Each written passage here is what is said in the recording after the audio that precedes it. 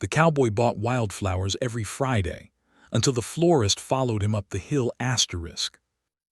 The first thing Lillian Mercer noticed about Wyatt Reed was not his worn coat, his quiet eyes, or the dust that always clung to his boots. It was the way he held flowers. Most men who came into her little flower shop in Briar Creek treated flowers like a chore. They pointed quickly, paid quickly, and left as though someone might laugh if they stayed too long. Some bought roses after an argument. Some bought funeral wreaths with their hats pressed against their chests. Some bought bright bunches because a daughter was coming home on the stage. But Wyatt Reed was different. Every Friday, just after 3 o'clock, he stepped through the door of Mercer's Flowers with his hat in one hand and silence on his shoulders. He never asked for roses. He never wanted the neat city arrangements Lillian had learned to tie with ribbon. He looked only at the wildflowers. Blue flax when the weather allowed it, prairie clover in summer, yellow rabbitbrush in the dry months, dried lavender when winter came hard against the valley. Whatever looked as if it had grown free beneath the Wyoming sky, Wyatt bought it. He studied the stems carefully, as though choosing wrong would hurt someone. And every Friday, he carried them away. For nearly 2 years, Lillian did not ask where they went. In a town like Briar Creek, people knew enough about one another to pretend they knew everything. Lillian knew Wyatt owned the Double Lantern Ranch 5 miles east of town. She knew he was a widower. She knew he came in for flour on Mondays, nails on Wednesdays, and wildflowers on Fridays. She knew the left sleeve of his coat had been mended with thread darker than the cloth. She knew he never stayed for church socials, never danced at harvest gatherings, and never lifted his voice in the street. But she did not know why a man with no wife at home bought flowers every week with the care of a husband trying to make up for being late. That question followed her more than she wanted to admit. It followed her while she swept the shop floor in the evenings. It followed her while she trimmed stems behind the counter. It followed her when the wind shook the glass panes and the smell of dried sage drifted in from the road. Every Friday, she told herself it was none of her concern. And every Friday, Wyatt Reed made it harder to believe. One cold October afternoon, the question finally escaped her. The bell over the shop door gave its small, tired ring, and Wyatt stepped inside with the chill of the plains clinging to him.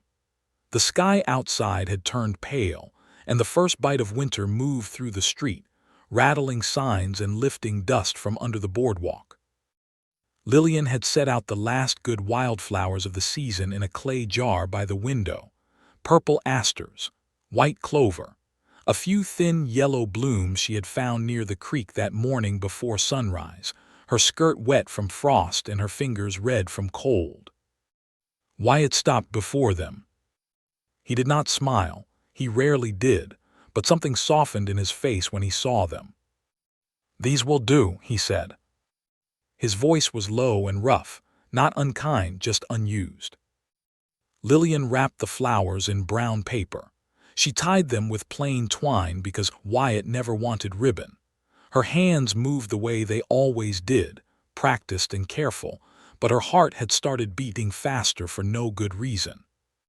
She held the bouquet out to him. He reached for it.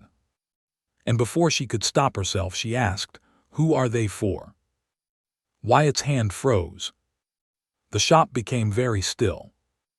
Outside, a wagon rolled past, its wheels creaking over the hard road. Somewhere down the street, a horse gave a sharp breath and stamped once. Inside the shop, dried lavender hung from the rafters, and the faint smell of earth and petals seemed suddenly too soft for the silence between them. Wyatt looked at Lillian. Truly looked at her. In all the months he had come into the shop, his eyes had mostly stayed on the flowers, the counter, the door, or the floorboards. Now his gaze settled on hers, and Lillian saw something she had not expected. Not anger. Not shame. Pain, yes, but old pain. the kind that had learned to stand upright and go about its business. "My wife," he said. Lillian's fingers tightened around the paper. Then he added, quieter, "Her name was Hannah." Was. One small word, and the whole room changed. Lillian slowly let go of the bouquet. Wyatt took it with both hands, like something fragile. "She passed 4 years ago," he said, "along with our little girl." Lillian felt the breath leave her. She had heard, of course, that Wyatt Reed had lost his wife. Briar Creek remembered sorrow the way dry ground remembered rain. But no one had told the story with any tenderness. No one had said there had been a child. No one had explained why, every Friday, a lonely cowboy came into town for wildflowers and carried them away without a word. Wyatt turned his hat once in his hand. "I should not have said it that plain," he murmured. "No," Lillian said softly, "I asked." For a moment, neither of them moved. Then Wyatt gave a small nod, as if that settled everything he could bear to settle, and stepped toward the door. "Good day, Miss Mercer." The bell rang behind him. Lillian stood at the counter, staring at the place where he had been. Through the window, she watched him cross the street with the bouquet held close to his side. He did not walk toward the ranch road. Instead, he turned east, past the church, toward the hill where Briar Creek kept its dead beneath leaning wooden crosses and gray stones weathered by wind. The flowers were not for a woman waiting in a warm kitchen. They were for a grave. And Lillian, who sold flowers for grief almost every week, found herself ashamed that she had never understood the kind of grief that returned quietly, faithfully, without asking anyone to notice. That night she stayed in the shop long after dark. The stove clicked and settled in the back room. The lamp on the counter burned low, its flame bending whenever the wind slipped under the door. She tried to count seed packets. She tried to trim dried stems.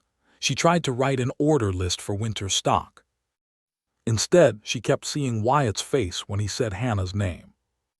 Not broken. Not healed. Still standing somewhere between the two. Lillian knew something about that place. Her father had opened Mercer's Flowers when she was 12, after her mother died of fever on a spring morning that smelled cruelly of lilacs. He had said the town needed beauty, even if beauty did not fix anything. For 16 years, the shop had been his life. Then last winter, he had gone to sleep in the room behind the counter and not awakened. Since then, Lillian had kept the shop alive because it was what he left her. But she had not been brave enough to make it her own.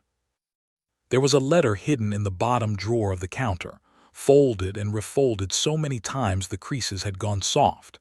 It was addressed to a flower supplier in Cheyenne, asking about winter blooms, seeds, dried herbs, and new arrangements Briar Creek had never seen. She had written it months ago. She had never mailed it. Every time she tried, fear put a hand over her heart.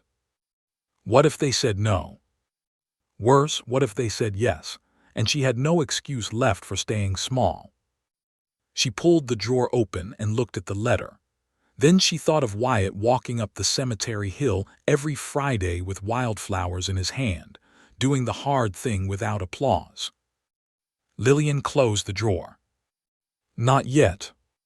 But the letter no longer felt quite as impossible.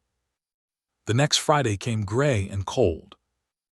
By noon, a thin rain had turned the road dark and sticky. Lillian nearly convinced herself Wyatt would not come. No man would carry flowers to a grave in weather like that unless his heart was more stubborn than sense.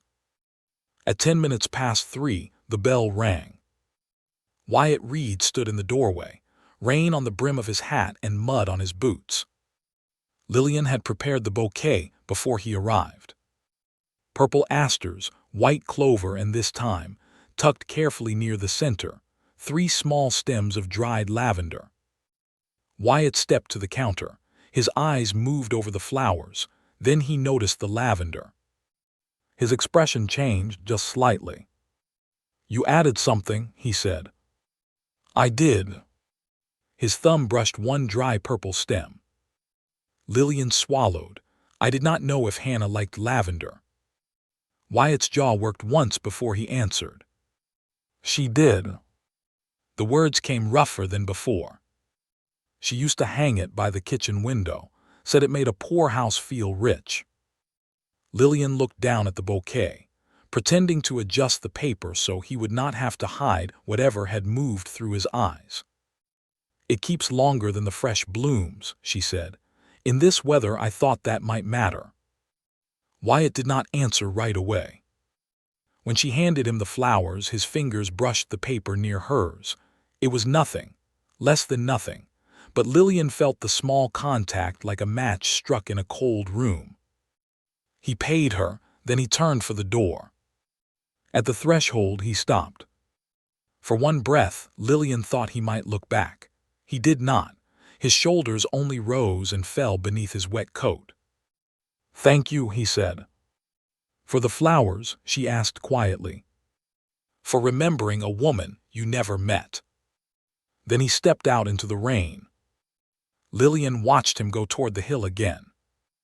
And for the first time, she wondered if grief was not the only thing walking beside Wyatt Reed every Friday. Maybe love was there too.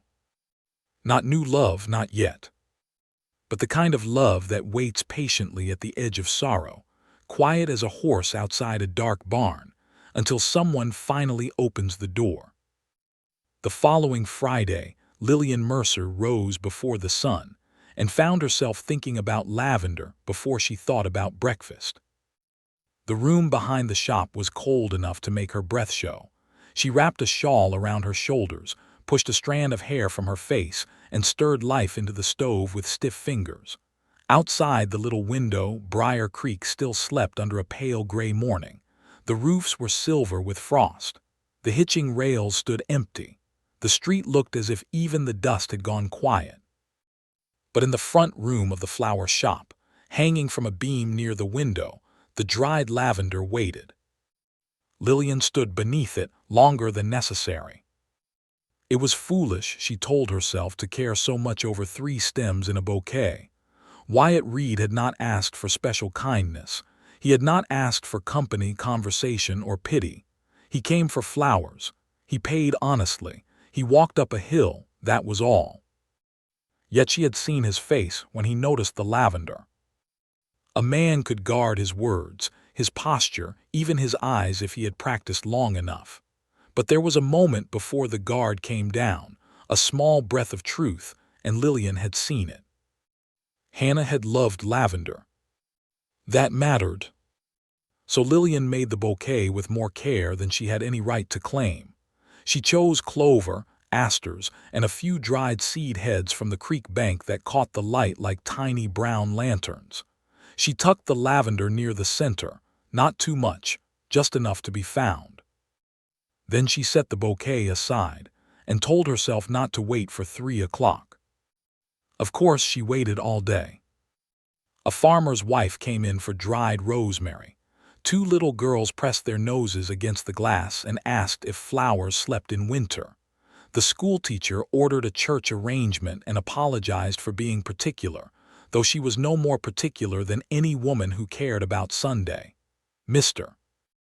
Pike from the feed store stepped inside only to avoid the wind, then bought a packet of marigold seeds because Lillian made him feel guilty for blocking the doorway. The town moved as it always moved. But at 3:15, Lillian found herself sweeping the same clean patch of floor near the counter. At 3:30, the bell rang. Wyatt Reed entered with his hat in one hand and the smell of cold air on his coat. There was mud on the bottom of his boots and a small tear near his cuff, the kind made by wire fencing or a stubborn nail. His face looked tired but not careless. Wyatt never looked careless. His gaze went to the bouquet. Then to the lavender. Then, for one brief moment, to Lillian. You remembered again, he said. I had some left. It was not a lie, but it was not the whole truth either. Wyatt stepped closer. He looked at the flowers as if they were speaking in a language only grief understood. "She used to put lavender under the sheets in winter," he said. "Said it made the bed smell like June when the whole world outside was trying to turn a man mean." Lillian's hand stilled on the wrapping paper. "That sounds like a wise woman." "She was," Wyatt said. His voice carried no drama, no grand sorrow, just fact. That made it ache more. Lillian wrapped the bouquet slowly. "Did she grow flowers at the ranch?" "A few." His mouth moved as if it nearly remembered how to smile. "Tried to. The chickens had no respect for beauty." Lillian glanced up. Wyatt looked at the counter, but the faintest warmth had entered his face. "She would plant something," he continued, "then spend half the spring scolding birds, hens, rabbits, and wind. By summer, she would have maybe 6 flowers left and talk about them like she had raised a whole garden." Lillian tied the twine. "What kind?" "Mostly whatever lived in spite of us." That time Lillian smiled first. And Wyatt saw it. He looked at her smile with the startled stillness of a man who had not expected to cause anything gentle. Lillian lowered her eyes, suddenly busy with the paper.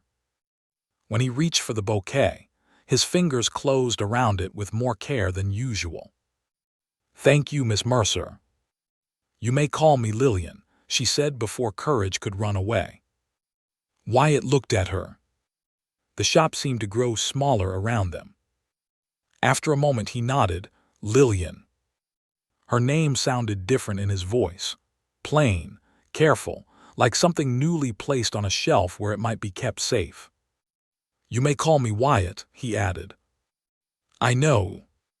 Then she wished she had not said it so quickly. But to her surprise, Wyatt's mouth shifted, not quite a smile, but close enough to change the hard line of his face. "I expect most of Briar Creek knows more about me than I know about myself. Only the parts that walk down Main Street. And the rest." Lillian looked at the bouquet between them. "The rest is yours." His expression grew quiet. For a long second he said nothing. Then he put a coin on the counter, lifted the flowers, and turned toward the door. Lillian thought that would be the end of it, another Friday folded into all the Fridays before. But when Wyatt reached the door, he stopped. The wind pressed against the glass. His hand rested on the latch. "You ever been up to the East Hill?" he asked. Lillian's heart gave a hard, sudden beat. "The cemetery." He nodded once. "Yes," she said, "for services, for deliveries sometimes." Wyatt still did not turn. "It is a fair view from there this time of year." Lillian understood what was inside the words and what was not. He was not asking her to come. Not exactly. He was not inviting her to intrude on his grief. Not exactly. He was opening a gate an inch and leaving it to her whether she stepped through. She took off her apron before she could lose her nerve. "I was just about to close early," she said.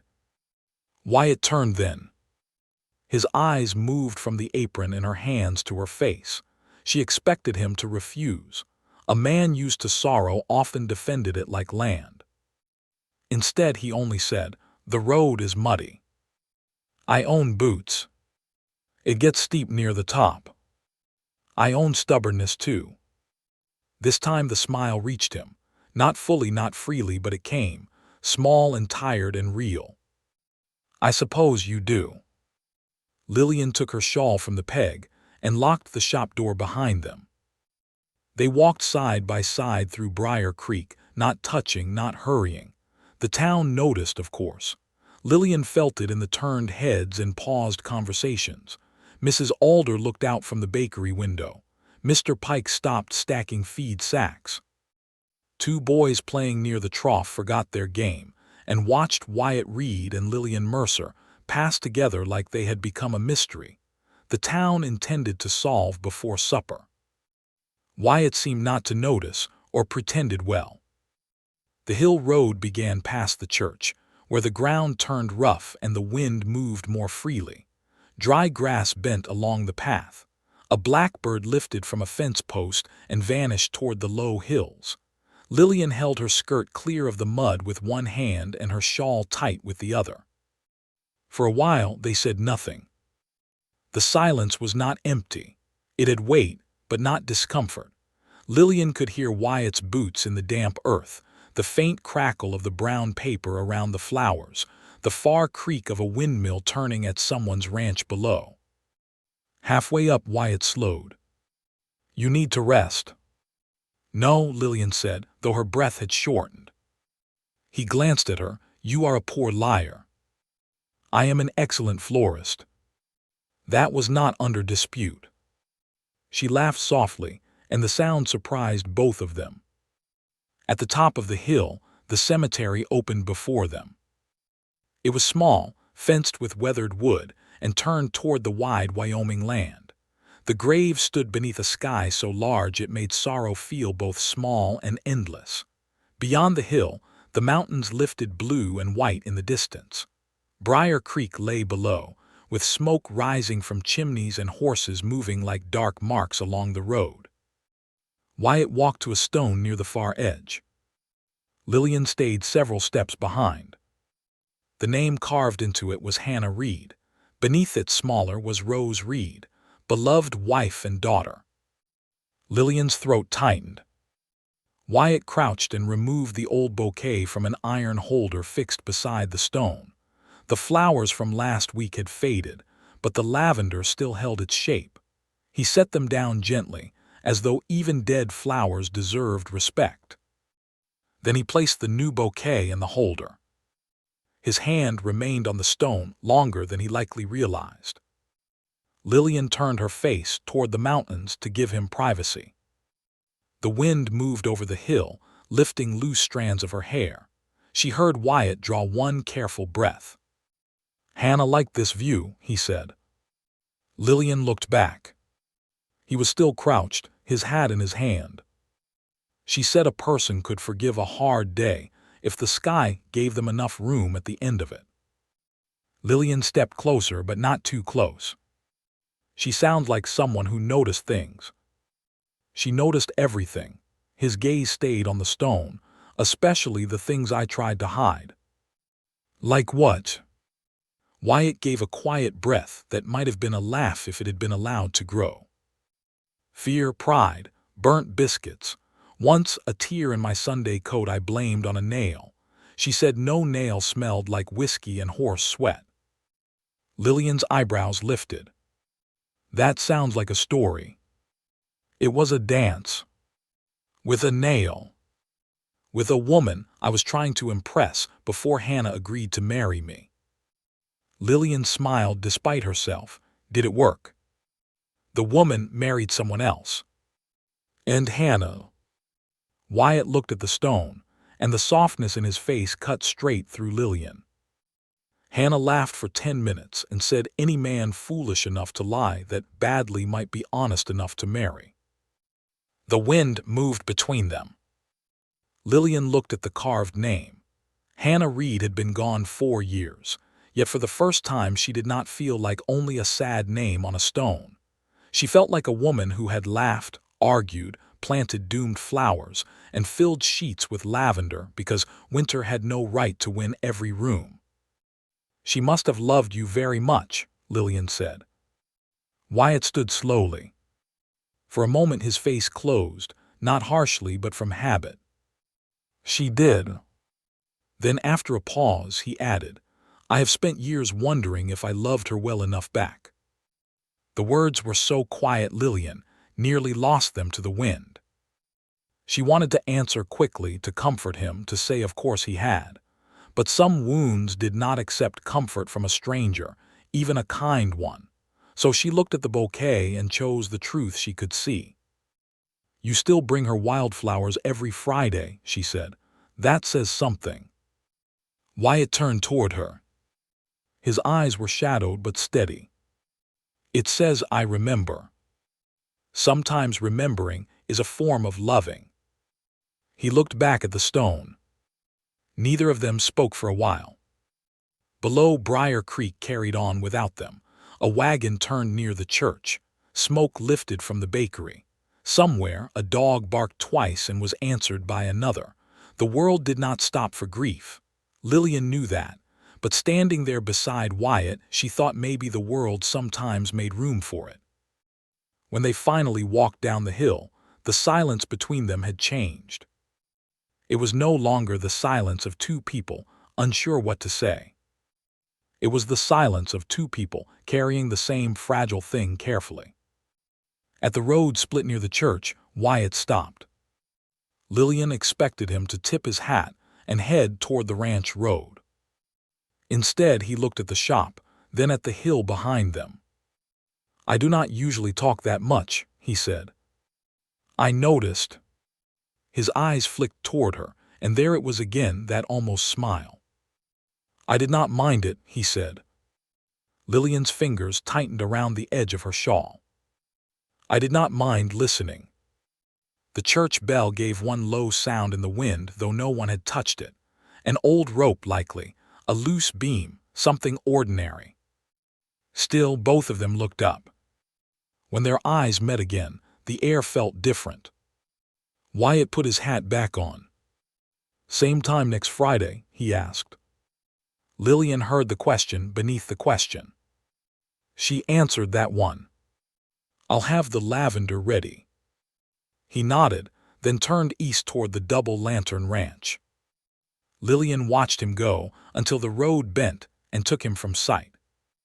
Only then did she walk back to the shop. Inside, the room smelled of dried herbs, cold ashes, and flowers waiting for water. Everything was the same as it had been that morning. The counter, the clay jars, the bundles hanging from the rafters, the drawer that held the letter to Cheyenne. But Lillian was not the same. She stepped behind the counter and opened the drawer. The letter lay where it had been for months. She touched it with 2 fingers. Then she took it out, set it on the counter, and smoothed the creases flat. Wyatt Reed had walked up a hill every Friday because love, once true, did not simply disappear. Maybe courage worked the same way. Maybe it did not vanish just because fear had covered it for a while. Lillian reached for fresh paper. She would write the letter again. This time, she would not hide it in a drawer. And outside, as the last light faded over Briar Creek, a lone rider moved across the eastern road, carrying an emptiness that had, for the first time in years, been witnessed. By the time the next Friday came, Briar Creek had already begun whispering. Lillian heard it first from Mrs. Alder, who came into the flower shop with flower on her sleeve and curiosity in her eyes. She bought nothing at first. She only stood by the dried wreaths near the door, pretending to admire a bundle of sage that had been hanging there since August. "That was a cold walk last week," Mrs. Alder said. Lillian kept trimming stems. "Many walks are cold in October. Some are colder when taken alone." "Then I was fortunate not to take mine alone." Mrs. Alder's mouth pressed together, not unkindly. "Wyatt Reed has walked that hill by himself for years." "I know. People notice when a thing changes." Lillian looked up then. The older woman's face had softened. Beneath the curiosity, there was worry, and beneath the worry, something like hope. Small towns could be sharp, but they could also be lonely on behalf of people who did not ask them to be.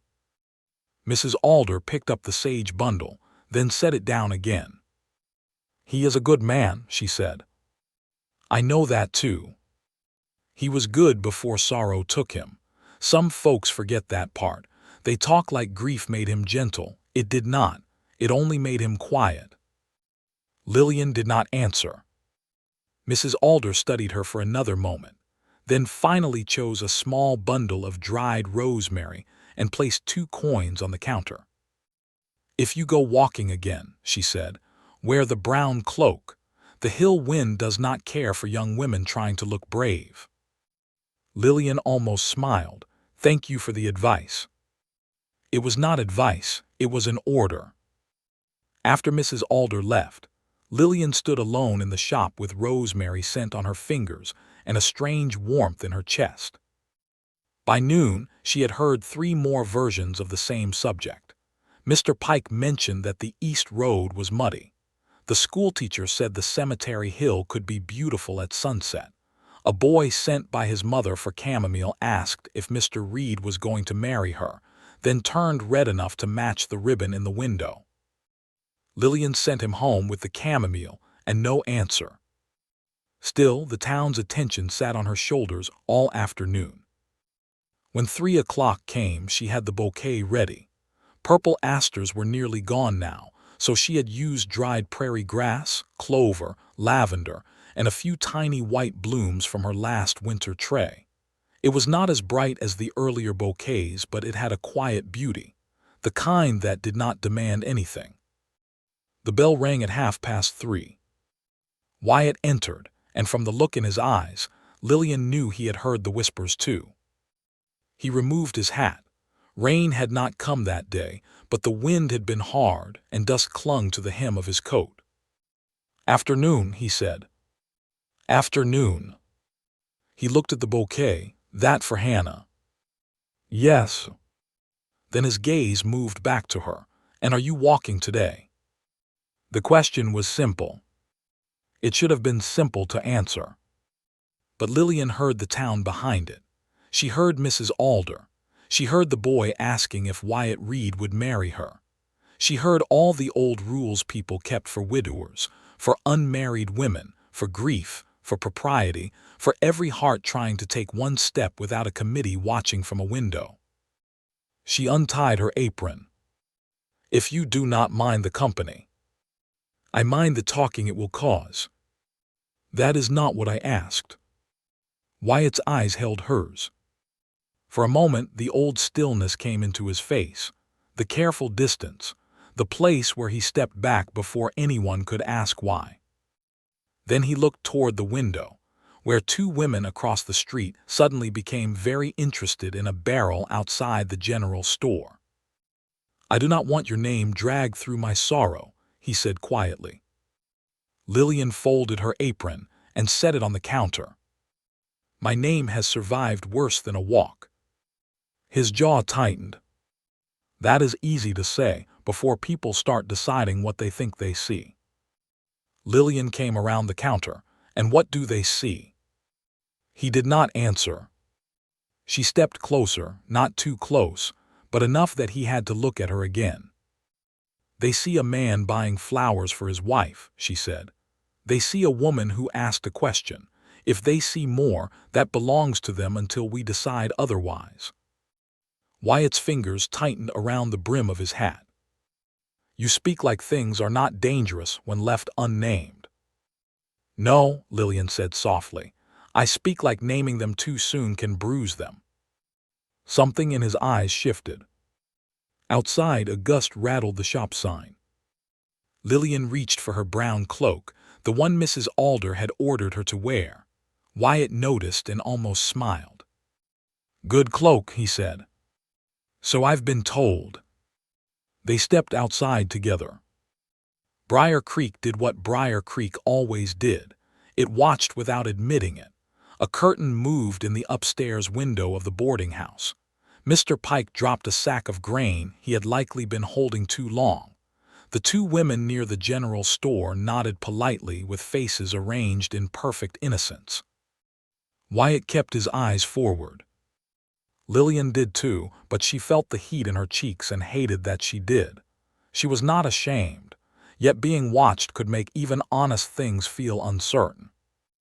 They passed the church and started up the hill. For the first few minutes, Wyatt said nothing. Lillian did not force him. The wind came over the dry grass, carrying the smell of cold earth and distant smoke. A hawk circled high above the ridge, still as a dark stitch against the sky. Halfway up, Wyatt slowed, not because she needed rest this time, but because he did. "I should not have asked you to come last week," he said. Lillian stopped beside him. "You did not ask, you opened a door." I should not have opened it. Why? He looked down at the flowers in his hands. Because I liked that you came. The honesty of it took the breath from her. Wyatt seemed to regret the words as soon as they were spoken. He turned toward the slope, his face hardening against himself. Lillian held very still. There were many things she could have said. A bold woman in a story might have reached for his hand. A foolish one might have made the moment larger than it was. But Lillian understood something now. Wyatt Reed did not fear affection because he had none to give. He feared it because he had once given all of it and buried the life that received it. So she only said, "I liked coming." He looked at her then. The wind moved between them, lifting the edge of the brown paper around the bouquet. Neither of them smiled. Yet the moment felt warmer than smiling. They continued to the cemetery. At Hannah and little Rose's grave, Wyatt replaced the old flowers. Lillian stayed near the fence this time, giving him more room, though he had not asked for it. She watched him kneel, clear a bit of dirt from the stone, and set the new bouquet in the iron holder. His thumb brushed the name Rose as he stood. Lillian had not asked about the child, not yet. Some truths had to be invited, not pulled. Wyatt remained facing the stone. She would have been 4 this winter, he said. Lillian's throat tightened. Rose. The little girl who had lived only long enough to be loved forever. Hannah said she would have dark hair, Wyatt continued. I told her no child of mine had any chance of anything but brown. She said I lacked imagination. Lillian's eyes moved to the small carved name beneath Hannah's. Did you choose Rose because of flowers? Hannah did. His voice softened. Said if the Lord was giving us a daughter, she might as well have a name people knew how to be gentle with. The hill wind moved through the dry grass. Wyatt turned slightly, not fully facing Lillian. I held her once, he said, long enough to know she had Hannah's mouth. Lillian pressed her fingers together beneath her cloak. The story did not need more detail. The pain was clear enough without it. She was grateful Wyatt did not give the kind of sorrow that left pictures a listener could not put down. I am sorry, she said. He nodded. Then, after a long silence, he said, people tell a man he must move on. They say it kindly sometimes. Other times they say it because grief makes them uncomfortable. But no one tells you what moving on means when the people you loved are not standing where you can take them with you. Lillian looked at him through the cold light. Maybe moving on is the wrong phrase. What would you call it? She looked at the wildflowers, the lavender, the stone, the mountains behind them that had seen every Friday before this one. Carrying forward, she said. Wyatt's face changed. Just a little. But enough. Carrying forward, he repeated. He looked back at the grave. Lillian wondered if he was trying the words on, testing whether they hurt less than the ones people had handed him. At last he nodded. Hannah would have liked that better. Lillian drew her cloak tighter. I think I would have liked Hannah. She would have asked why you had not married. The question struck so suddenly that Lillian let out a soft breath, almost a laugh. That would have been bold. Hannah was that before breakfast. And what would you have said if she asked? Wyatt glanced at her. The question had turned, and both of them knew it. Lillian looked toward Briar Creek below. The town seemed peaceful from the hill, all rooftops and smoke and gold light, as if no one down there ever whispered, worried, wanted, or waited too long for courage. I suppose I would say I was busy with the shop, she said. Is that true? Partly. And the other part? She considered hiding behind humor. It would have been easy. But Wyatt had trusted her with a name carved small beneath another, and she found she could not offer him anything false in return. The other part is that I watched my mother die young and my father spend the rest of his life pretending the shop was enough company. She swallowed. After he passed, I realized I had learned too well from him. Wyatt said nothing, but his face gave her room. I told myself I was independent, she continued. Maybe I was only afraid to need anyone who could leave. Wyatt's eyes lowered. Lillian looked at the grave. I am sorry, she said. That was not a fair thing to say here. Yes, it was. His answer was immediate. She looked at him. Wyatt held the bouquet paper from the old flowers in one hand. The wind tugged at it, but he did not let go. Fear does not become unfair just because grief is nearby, he said. The words settled between them, quiet and true. For the first time since she had met him, Lillian saw not only the husband who mourned Hannah, but the man Hannah had once loved. A man who listened carefully. A man who answered only after weighing the heart of a thing. A man who had buried his future and kept waking each morning to tend cattle, mend fences, buy flowers, and remain kind when it would have been easier not to be. If this moment touched your heart, stay with the story, because sometimes the smallest kindness on the frontier opens a door no one was brave enough to knock on. The walk back down the hill was slower than before. At the bottom, near the church, they found trouble waiting in the shape of Silas Greer. Silas owned the largest mercantile in Briar Creek and wore his success like a badge polished too often. He was broad-shouldered, clean-shaven, and nearly always smiling in a way that made Lillian feel he had counted the worth of everything in sight, including people. He stood beside his black horse, speaking with the Reverend. When he saw Lillian and Wyatt coming down from the cemetery together, his smile sharpened. "Miss Mercer," he called, "a word." Wyatt slowed. Lillian felt the change in him at once. His shoulders did not stiffen much, but enough. His hand moved slightly around the old flower paper. "I can speak for myself," she said softly. "I know," Wyatt replied. Silas removed his hat with polished manners. "I stopped by the shop and found it closed, twice on a Friday now. I hope business is not suffering." "My business is well enough, Mr. Greer." His eyes moved to Wyatt, then back to her. "I only ask because I had a proposal to discuss, a practical one." Wyatt said nothing. Lillian wished suddenly that they were still on the hill, where stones told fewer lies than living men. "What proposal?" she asked. Silas smiled. "I have acquired the empty storefront beside my mercantile. Larger windows, better traffic, closer to the stage stop. I thought Mercer's Flowers might do better there under a steadier arrangement." "A steadier arrangement." "A partnership," Silas said. "My investment, your hands. Briar Creek is growing. A woman alone cannot carry a business forever." The insult was wrapped in concern, but it landed just the same. Wyatt's gaze shifted toward Silas. Lillian answered before either man could turn the moment into something harder. "My father carried that shop, and now I do." "Of course," Silas said smoothly, "but your father was a businessman." Lillian's chin lifted. "And I sell flowers for amusement." Silas's smile thinned. "You sell flowers well enough. I'm offering a chance to sell security." Wyatt spoke then, low and even. "Security that requires her name to fit under yours."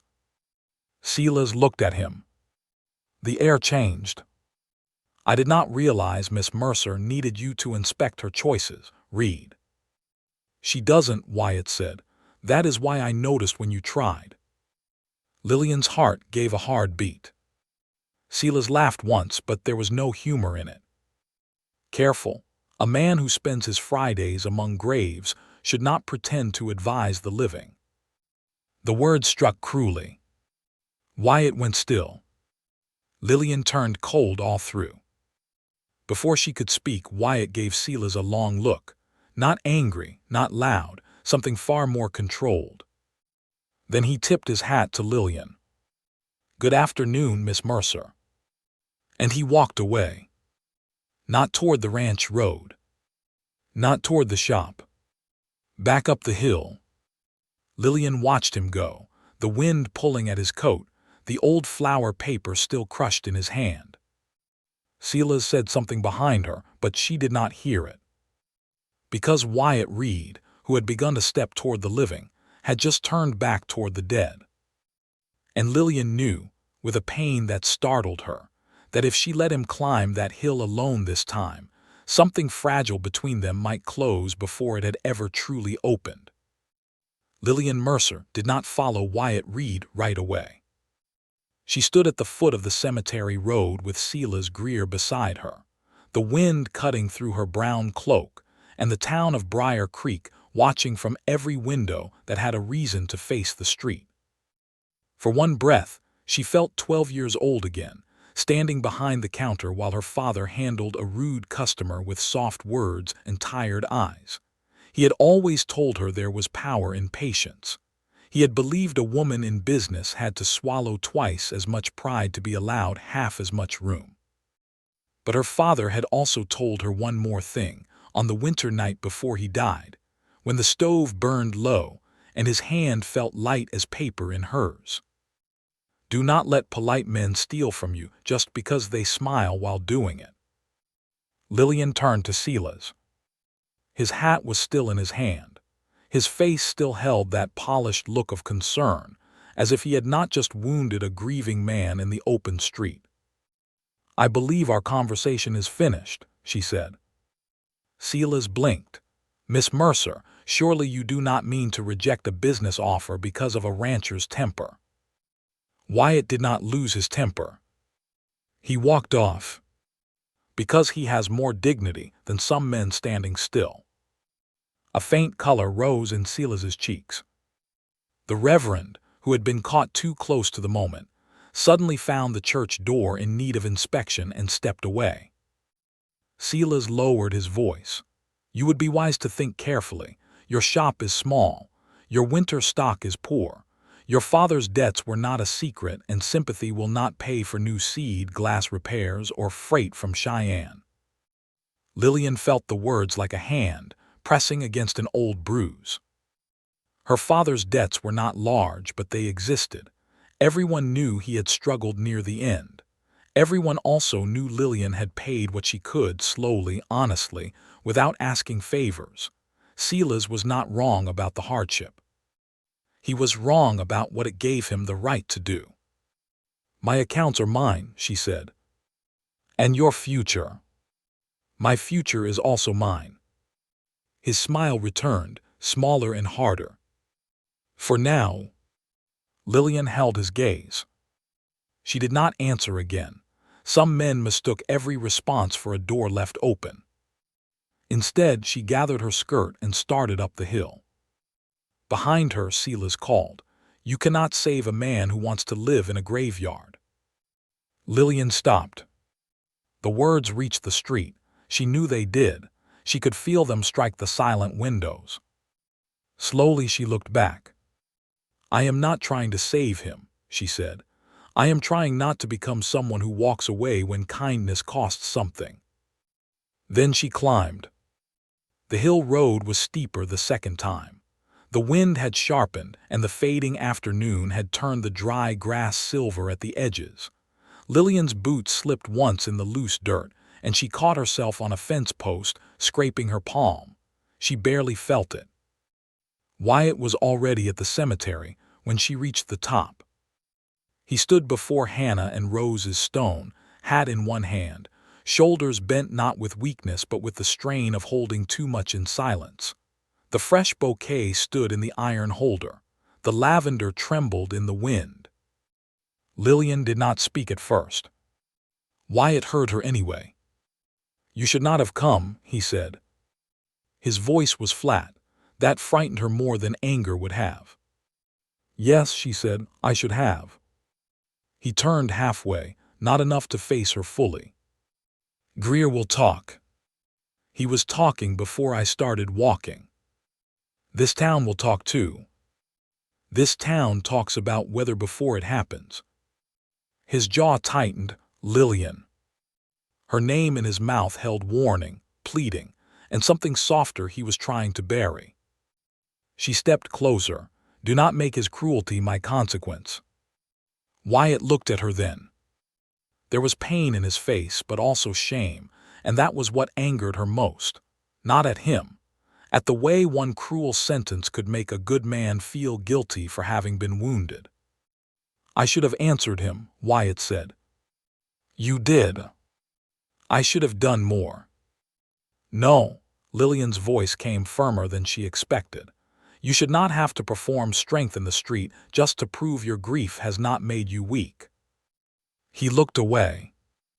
The sky beyond him was wide and pale. Clouds gathered over the mountains like folded wool. Somewhere below, a door slammed, small and distant. I have spent 4 years trying not to make my sorrow anyone else's burden, he said. And has it worked? His eyes returned to hers. The question had struck deeper than she meant it to, but she did not take it back. Wyatt looked at Hannah Stone. No, he said at last. The word was barely more than breath. Lillian moved beside him, still leaving a respectful space between them. I'm not asking you to stop loving her, she said. I know. Do you? He closed his eyes for a moment. When he opened them, there was something raw in them, something tired of hiding. I know it in my head, he said. My heart is slower.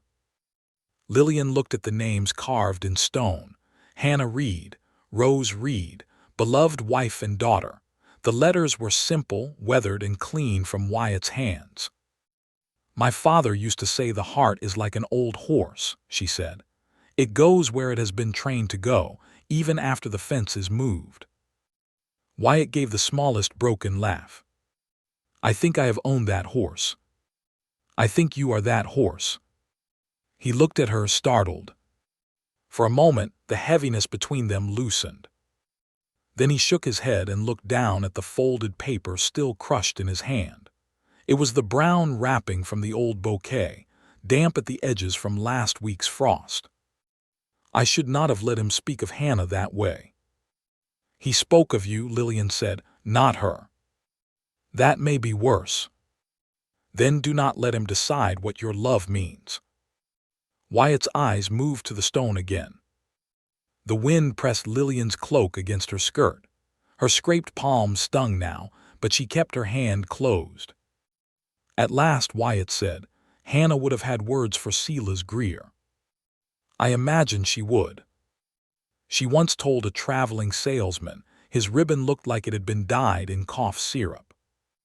Despite herself, Lillian smiled. Wyatt's face softened with the memory. He tried to sell her 6 yards of it. She bought none and convinced 2 other women not to either. She sounds dangerous. She was honest. It looked dangerous to men who needed lies. The sentence settled between them. Lillian thought of Sela's, his smooth offer, his careful mention of debts, his smile when he said a woman alone could not carry a business forever. She looked toward Briar Creek below. I wrote to Cheyenne, she said. Wyatt turned, the supplier. She nodded. I rewrote the letter last week, mailed it Tuesday morning. For the first time since Sela's insult, Wyatt's face opened. You did. I did. The pride in his eyes came so quickly that Lillian had to look away. Good, he said. 1 letter does not mean they will answer. It means you sent it. That is not success. No, Wyatt said, it is courage. Success can come later if it has manners. She laughed softly. The sound moved across the cemetery hill, small but living. Wyatt watched her as if the sound itself had startled the silence around him. Then his gaze lowered to her hand. You're bleeding. Lillian looked down. A thin red line crossed her palm where the fence post had scraped it. She had been holding her hand tight enough to hide it from herself. "It is nothing." Wyatt stepped closer. "May I?" The question was so gentle that it disarmed her. She opened her hand. Wyatt took it carefully, not like a man claiming touch, but like a man trusted with something breakable. His fingers were warm despite the cold, rough from reins and rope. He studied the scrape with serious concern. "You caught it on the fence." "Yes." "Because you were climbing too fast." "Because someone was being difficult at the top." His mouth shifted. From inside his coat pocket, he took a clean handkerchief. It was plain, folded square, and worn soft. He wrapped it around her palm with more care than the small injury deserved. Lillian watched his head bowed over her hand. This close, she could see the weather marks at the corners of his eyes, the faint scar near his jaw, the silver beginning at his temple. He was not handsome in the easy way Silas Greer tried to be. Wyatt looked like a man shaped by long mornings, hard winters, and love that had gone through fire without turning bitter. When he finished tying the cloth, his hands remained around hers for 1 second too long. Then he let go. "Thank you," she said. He stepped back. "You should wash it when you get home." "I own soap." "And stubbornness." "That too." His eyes warmed. For a few breaths, they stood beside Hannah's grave with the wind turning colder and the mountains growing dark along the ridge. The moment should have felt wrong, maybe even shameful, because it happened in a place built for loss. But it did not. It felt honest. That was what frightened Wyatt. Lillian could see it. He looked at the headstone as though silently apologizing for the warmth that had passed between them. Lillian wanted to tell him not to. She wanted to say Hannah had not been pushed aside by a bandage on a scraped hand. Rose had not been forgotten because her father had almost smiled. Instead, she let the silence speak kindly. At last, Wyatt took a small folded note from his vest pocket. Lillian had not seen it before. He held it for a moment, then set it at the base of the stone beneath the fresh flowers. "What is that?" she asked softly. Wyatt hesitated. "A letter. To Hannah." He nodded. "I write one when the words will not stay put." Lillian felt the tenderness of it so sharply she could not speak. Wyatt kept his gaze on the stone. "I never leave them long. Weather takes paper, but sometimes it helps to set the words down, even if only for an hour." "What did you write today?" His face closed a little, not in refusal but in fear. "I wrote that I did not know what I was doing." Lillian's chest tightened. "And do you?"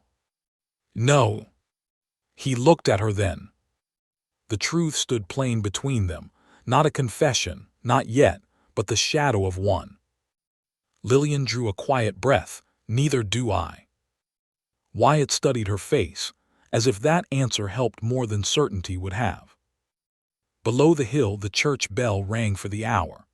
The sound rolled thinly through the cold air, touching the fence, the stones, the dead grass, the flowers in their iron holder.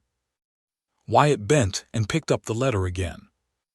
"I should head back before dark," he said. Lillian nodded. They walked down together, slower this time. At the foot of the hill, the town had mostly returned to its own business, though Lillian knew eyes remained behind curtains. Silas Greer was gone. His horse tracks marked the road near the church, sharp and deep. Wyatt noticed them too. "He will not let this end," he said. "I know. Men like Greer do not enjoy being told no." "Then it is good for him to practice." Wyatt looked at her with open surprise, then gave a quiet laugh. It was not full, but it was real enough to make something inside Lillian ache with hope. Near the shop door he stopped. The windows had gone dark. Lillian had forgotten to light the evening lamp before leaving. Behind the glass, the hanging herbs looked like shadows. Wyatt glanced toward the road where his ranch lay, then back at her bandaged hand. "I can see you inside." "That is not necessary." "I know." There it was again, the difference between duty and desire. Lillian unlocked the door. Wyatt stepped in only as far as the threshold, as though the shop were a church and he had not decided if he had permission to enter after dark. She lit the lamp. Warm gold spread across the counter, the jars, the dried lavender, and the letter drawer. Wyatt's gaze found the drawer. "Did it feel different after you mailed it?" he asked. "Yes." "How?" Lillian turned down the lamp wick, then looked at him. "Like I had opened a window I may not be able to close." He nodded slowly. "I know that feeling." The air between them changed again. Outside, a horse shifted at the rail. The leather of Wyatt's saddle creaked in the wind. Lillian stood behind the counter, one hand wrapped in his handkerchief, and suddenly the shop felt too quiet, too warm, too full of things neither of them knew how to say. Wyatt put his hat on. "Good night, Lillian." "Good night, Wyatt." He stepped out, then paused with one hand on the doorframe. "If Greer troubles you about the shop, send word." "I can handle him." "I know," Wyatt said. "Send word anyway." Then he was gone. Lillian watched through the window as he mounted and rode toward the east road. His figure disappeared into the blue dark, steady and solitary. Only after he vanished did she look down at her hand. The handkerchief was tied neatly, the knot careful and firm. She should have removed it, washed the scrape, folded it to return next Friday. Instead, she left it there. In the back room, the stove had gone cold. The Cheyenne letter was already gone from the drawer, carried beyond her fear by the morning stage. Silas Greer had shown his teeth. Wyatt Reed had left a letter at a grave and almost admitted he was afraid of living again. And Lillian, standing in the lamplight of her small flower shop, understood that the story had moved past pity, past curiosity, past a simple walk on a hill. Something had begun. But outside in the dark street, across from the shop, Silas Greer stood under the awning of his mercantile and watched Wyatt's empty road with a smile that held no kindness at all. The next morning, Lillian Mercer woke to the sound of knocking. Not the polite kind, not a neighbor's careful tap or a customer unsure if the shop had opened. This knock struck the back door like bad news. She sat up in the narrow bed behind the flower shop, the room still dim with early light. For one confused breath, she thought of Wyatt Reed standing under the cemetery wind, his handkerchief tied around her palm. Then the knock came again, harder. "Miss Mercer." It was Mr. Pike from the feed store. Lillian pulled her shawl around her shoulders and opened the door with her hair still loose and sleep in her eyes. Mr. Pike stood in the alley, hat twisted in both hands. Behind him, morning lay gray over Briar Creek, and a cold mist hung low between the buildings. "What is it?" Lillian asked. His face told her before his mouth did. "Your front window." She pushed past him. The front of Mercer's Flowers faced Main Street, where the first wagons had only begun to move through the mud.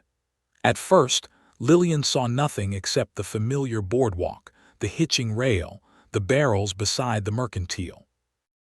Then she saw the glass. The right front pane had been cracked from corner to corner, not shattered but struck hard enough to leave a white starburst in the middle. Beneath it, on the boardwalk, lay a stone wrapped in paper. Lillian's stomach tightened. Mr. Pike bent to pick it up, but she stopped him. "No, I'll do it." Her voice sounded calmer than she felt. She took the stone carefully. The paper around it had been tied with rough twine. Written across the front in blocky letters were 6 words. A woman alone should know better. For a moment, the street seemed to stretch long and silent. Mr. Pike swore under his breath, then looked ashamed for doing it in front of her. "I'll fetch the sheriff." "No." He stared at her. "Miss Mercer, somebody threw a rock through your window." "Not through," she said, because details mattered when fear wanted to grow larger than truth. "At it." "That is not much comfort." "It was not meant to be." Mr. Pike stepped closer, lowering his voice. "You think it was Greer?" Lillian looked across the street. Silas Greer's mercantile stood closed, its shutters still drawn. Too closed somehow, too still, like a man pretending to sleep after making noise in the dark. "I think whoever did it wanted me to think carefully," she said. "And wills you?" She looked at the cracked glass, then at the note in her hand. "Yes," she said, very carefully. By 9 o'clock, half the town had found a reason to walk past Mercer's flowers. Some brought concern. Some brought questions dressed as concern. Mrs. Alder arrived with hot biscuits wrapped in a cloth and an anger so sharp it seemed to warm the room more than the stove. "This is what comes of men believing every no is only a delayed yes," she said, setting the biscuits on the counter. "You should let the sheriff speak to him." "With proof of what?" "With proof that we all know his face." "Knowing is not proof." Mrs. Alder snorted. "That is what men say when proof favors them." Lillian almost smiled, but the crack in the window pulled her gaze again. The damage was not large enough to close the shop, but it changed the room. Morning light came through the broken pattern and fell in jagged lines across the floor. Every customer glanced at it before they glanced at her. Every bell ring made her shoulders tighten. She hated that most of all. Fear was like a weed. If ignored, it spread under everything. Near noon, Silas Greer came in. The shop quieted, though no one else was there. Lillian had been standing behind the counter, wrapping a small bunch of rosemary for Mrs. Hale from the boarding house. Her scraped hand had been washed and bandaged properly, though Wyatt's handkerchief sat folded in her apron pocket because she had not been able to leave it behind. Silas removed his hat. His face held the look of a man arriving at a funeral too well dressed. "Miss Mercer," he said, "I heard about the window. How unfortunate for both of us." His brows lifted slightly. "Both. You had to cross the street to pretend surprise." Mrs. Hale drew in a breath. Silas's smile tightened. "I came to offer help. I have a broom. And I have a glazier coming through from Laramie next week. I could arrange the repair." "That will not be necessary." His eyes moved toward the cracked pane. "It is a hard thing being alone in business, a hard thing being noticed in the wrong company." Lillian set the rosemary down. "There is no wrong company in a walk to a cemetery. That depends on who is watching." She held his gaze. "Are you speaking as a neighbor or giving a warning?" Silas leaned one gloved hand on the counter.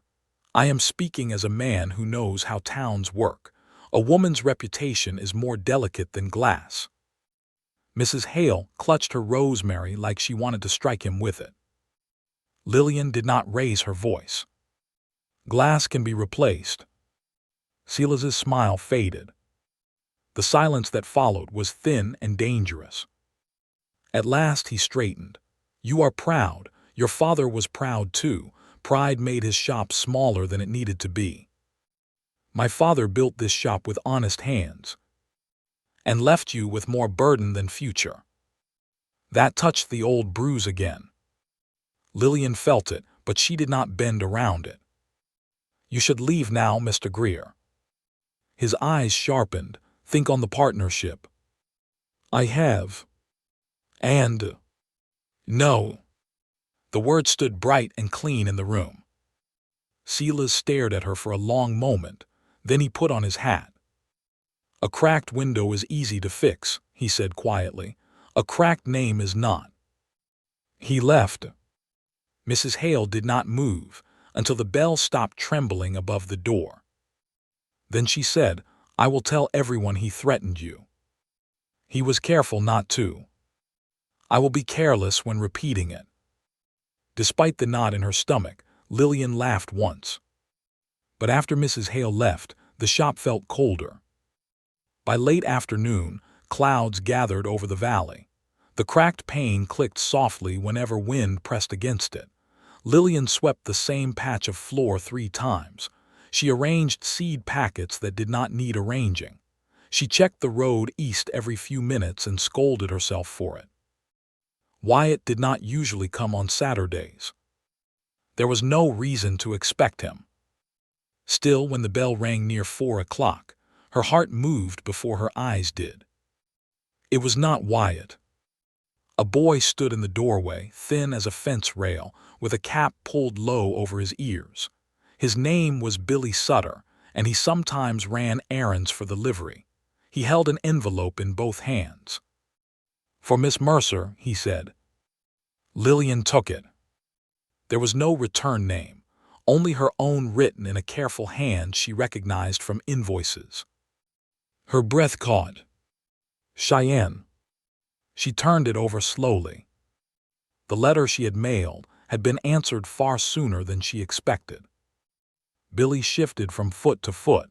"Man at the stage said it come special." "Thank you." She gave him a coin, though he tried to refuse it, then closed the door behind him. For several seconds, she only held the envelope. The cracked window was behind her. Silas's warning still sat in the air. Her father's debts, her small shop, her uncertain future, Wyatt's quiet eyes on the hill, Hannah's lavender in the bouquet. All of it seemed to gather around that single folded letter. She opened it. The Cheyenne supplier had answered with more than a price list. They had heard of Mercer's flowers through a trader who passed through Briar Creek in summer.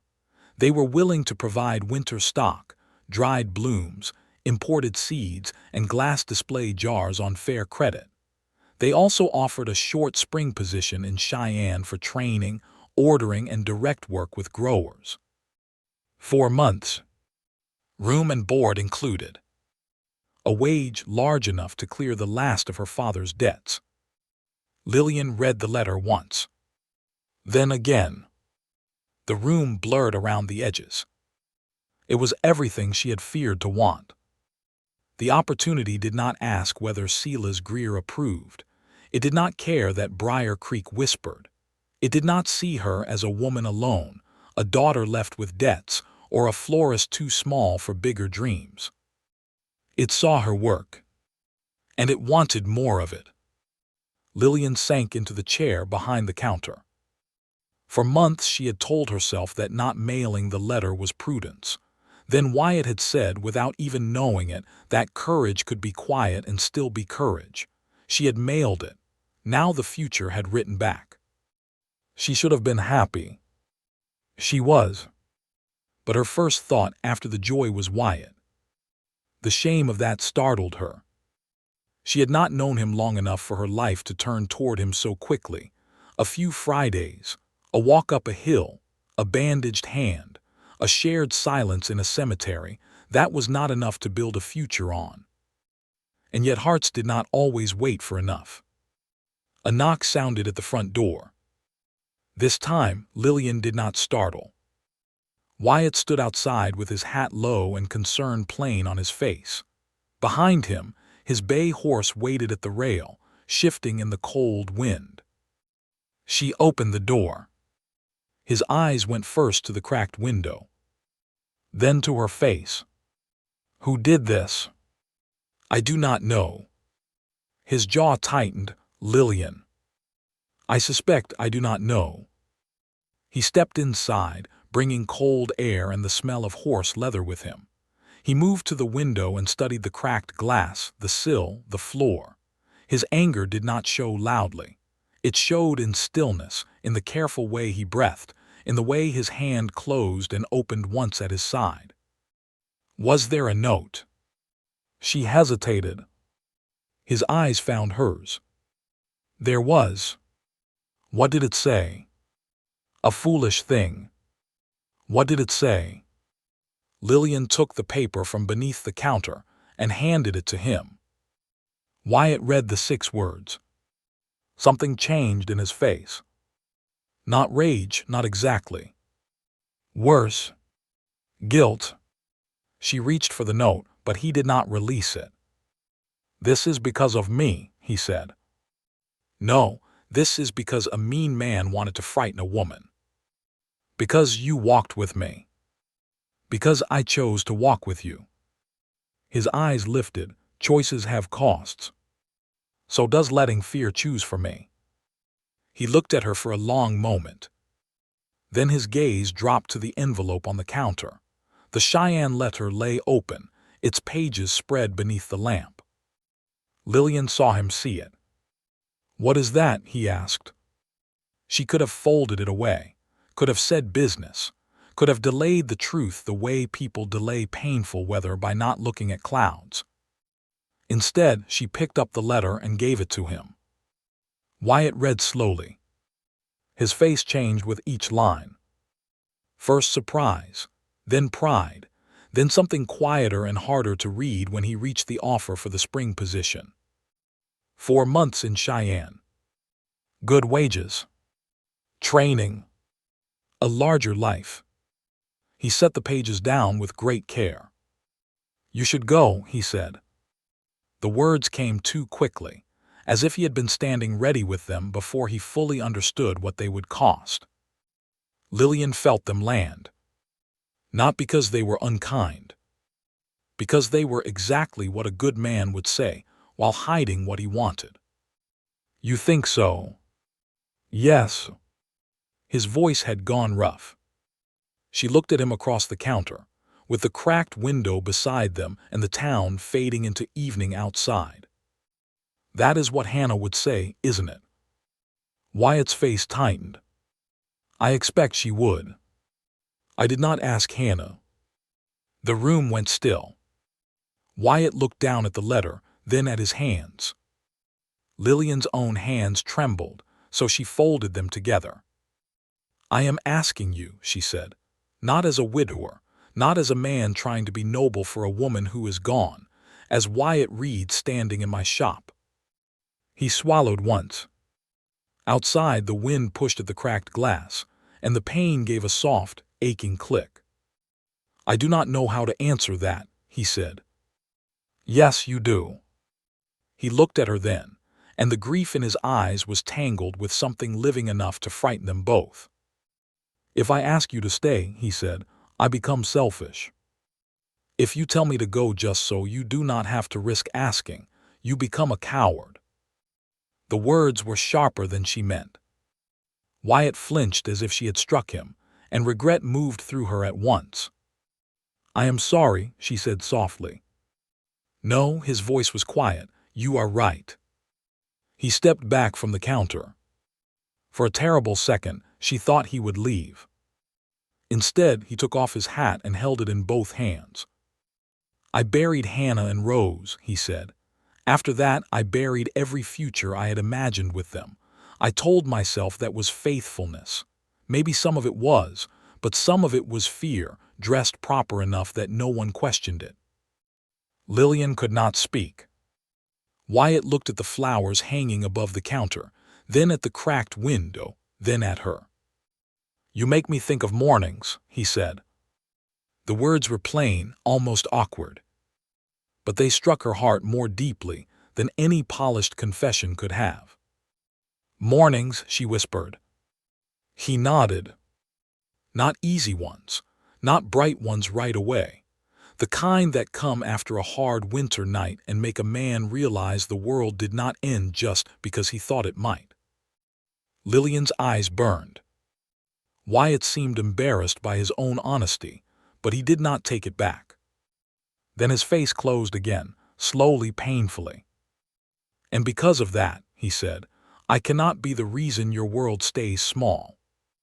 The hope that had risen in her chest bent under the weight of those words. You still want me to go. I want you free enough to choose without me standing in the doorway. And if I choose to stay, His eyes held hers. Then I would spend every day trying to be worth the choice. There it was. Not a request. Not enough. But true. Lillian gripped the edge of the counter. Before she could answer, a shout rose from the street. Wyatt turned at once. Another shout followed, then the sharp clatter of hooves and a woman's cry from near the mercantile. Wyatt opened the door and stepped onto the boardwalk. Lillian followed.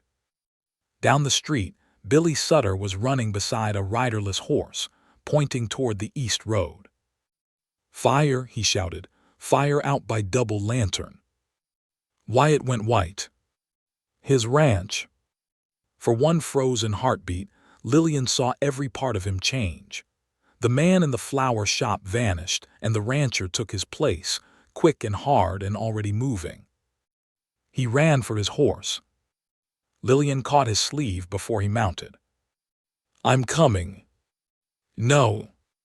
"Yes." His eyes flashed. "It may not be safe." "Then you will need someone with sense." He stared at her for half a second, torn between fear and refusal. Then another shout rang from the street. "Smoke by Reed's barn." Wyatt swung into the saddle. Lillian grabbed her cloak from the hook and climbed behind him before he could tell her not to. For one breath she felt his shock. Then his arm came back to steady her. "Hold tight," he said. She did. The bay horse lunged forward, hooves striking sparks from the hard road as they raced out of Briar Creek toward the black smoke rising over the eastern hills. Behind them, the cracked window of Mercer's Flowers caught the last light of day. Ahead of them, the Double Lantern Ranch burned against the cold Wyoming sky. The ride to Double Lantern Ranch felt longer than 5 miles and shorter than a single breath. Lillian held tight to Wyatt Reed's coat as the bay horse tore over the east road, its hooves pounding through frozen ruts and loose gravel. Wind slapped at her face. Her cloak streamed behind her. The smell of smoke grew stronger with every rise and dip of the land. Wyatt did not speak. She could feel the fear in him through the hard set of his back. Not panic. Wyatt was not a man who panicked easily. This was something deeper, a terror made quiet by discipline. The kind of fear a man knew too well because he had already lost a home once, not in timber and nails, but in the people who had filled it. When they topped the last ridge, Lillian saw the ranch. Double Lantern sat in a shallow valley with the mountains far beyond it, pale beneath a darkening sky. A small house stood near a wind-bent cottonwood. The barn lay beyond the corral, and smoke curled from its side like a black ribbon pulled loose by the wind. It was not fully burning. Not yet. But flames licked along the edge of the hay shed attached to the barn, bright orange against the gray afternoon. Wyatt drove the horse hard down the slope. Men were already there. Mr. Pike, Billy Sutter, 2 ranch hands from the neighboring spread, and the sheriff, who must have ridden straight from town. They were passing buckets from the well to the shed, shouting over the wind. A pair of horses screamed from inside the barn, kicking against their stalls. Wyatt swung down before the bay had fully stopped. "Where did it start?" he shouted. "Hay shed," Mr. Pike called. "Back wall." Wyatt looked once toward the barn doors. Lillian saw what he saw, smoke slipping through the cracks, horses trapped inside. He ran. "Wyatt," Lillian called. He did not stop. 2 men tried to pull open the barn doors, but one side had jammed where a fallen beam leaned against it. Wyatt threw his shoulder into the wood. It moved an inch, then stuck again. Lillian did not think. She grabbed a bucket from Billy's hands and thrust it toward Mr. Pike. "Keep water on the shed wall," she ordered. Mr. Pike blinked at her. "Move," she snapped. He moved. She ran to the side of the barn where a smaller door stood half-blocked by a stack of old fence rails. Smoke rolled from beneath the roofline, thick but not yet choking the yard. She pulled at one rail. It barely shifted. Billy appeared beside her. "Miss Mercer, help me." Together they dragged the rails aside. Her scraped palm burned under its bandage, but she held on. Another boy joined them. Then the small door jerked free. Inside the barn, smoke hung low and dark. Lillian coughed, covering her mouth with her sleeve. She could hear the horses thrashing. The sound cut through everything. Wyatt appeared through the smoke from the main aisle, leading a terrified chestnut mare with one hand and holding a cloth over his mouth with the other. His eyes widened when he saw Lillian at the side door. "Out," he barked. "You first. This is not the time. It never seems to be." He shoved the mare's lead rope toward Billy. "Take her clear." Billy did. Wyatt turned back into the barn. Lillian followed him as far as the aisle. Heat pressed at the far wall, though the worst of the fire was still outside. A lantern lay broken near the hay room door, its metal bent, oil dark on the packed dirt. Lillian saw it. So did Wyatt. His face changed. The barn had not caught from a stray spark. Someone had brought fire here. A black gelding kicked at the last stall, wild-eyed and lathered, the whites of his eyes showing through the smoke. Wyatt moved toward him slowly, voice low. "Easy, Jasper, easy, boy." The horse struck the boards again. Lillian pulled a wool blanket from a peg and threw it toward Wyatt. He caught it, folded it over his arm, and used it to shield the horse's head as he opened the stall. The gelding surged forward. For one frightening second, Lillian thought Wyatt would be crushed against the door. He twisted aside, kept hold of the rope, and spoke softly through the chaos. "That's it, come on, I have you." The horse fought him halfway down the aisle, then gave in and followed. Lillian backed toward the side door, coughing harder now. Smoke stung her eyes. As Wyatt led Jasper out, the wind shifted, pushing a fresh cloud through the barn. She lost sight of him for a moment. Then something small and sharp cracked overhead. A burning strip of wood dropped from the hayloft. Lillian stepped back too late. Wyatt's arm came around her waist and pulled her hard against him as the wood fell where she had been standing. Sparks jumped across the dirt at her feet. For one breath, they were pressed together in the smoke and heat, his chest against her shoulder, his hand firm at her side. Then he turned her toward the door. "Go." This time she went. They stumbled out into cold air. Lillian bent forward, coughing. Wyatt stayed on his feet, one hand on her back, the other still gripping the lead rope until Mr. Pike took the horse away. The men worked for another hour. Buckets moved from hand to hand. Wet blankets slapped against the side wall. The sheriff and two ranch hands tore loose burning hay with rakes and dragged it into the yard to be soaked. Lillian carried water until her arms trembled. Her skirt was blackened at the hem. Her hair smelled of smoke. Her bandage came loose and stained again beneath the dirt. At last the flames died down to steam and blackened wood. The barn still stood. The hay shed was half ruined and the back wall would need repair before winter deepened, but the house was safe. The animals were safe. No one had been badly hurt. Wyatt stood near the water trough, chest rising and falling, his face streaked with soot. He looked at the barn as if he were trying to understand why it had not vanished. Lillian came to stand beside him. For a moment neither spoke. Then the sheriff walked toward them, holding the broken lantern. "Found this near the hay room," he said. Wyatt took it. His jaw tightened.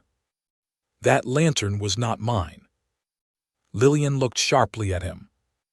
The sheriff's face darkened. "You sure?" "I keep my lanterns hanging by the tack wall, all marked with a notch under the handle." He turned the broken lantern over. No notch. Mr. Pike stepped closer. "Could have fallen from a wagon." "In my barn?" Wyatt asked. No one answered. The sheriff looked toward the ridge road. Anybody see a rider? Billy, pale and wide-eyed, stepped forward. I did. All eyes turned to him. The boy swallowed. I was bringing nails from Mr. Pike's store out to my uncle's place. I saw a dark horse leaving the ranch road fast. Man had a long gray coat. Silas Greer wore a long gray coat. No one said his name. That silence said it for them. The sheriff rubbed a hand over his jaw. Seeing a gray coat from a distance is not enough. Wyatt's hand closed around the lantern handle. No, he said quietly, it is. Lillian heard the restraint in him. It was not surrender. It was the hard wisdom of a man who knew anger could be turned against him if he gave it too much room. The sheriff nodded. I'll ask around. And if asking changes nothing, Mr. Pike muttered. Then we keep asking until it does. The men began to leave as dusk settled. Mr. Pike promised to return at first light with boards. The neighbors said they would help fix the shed.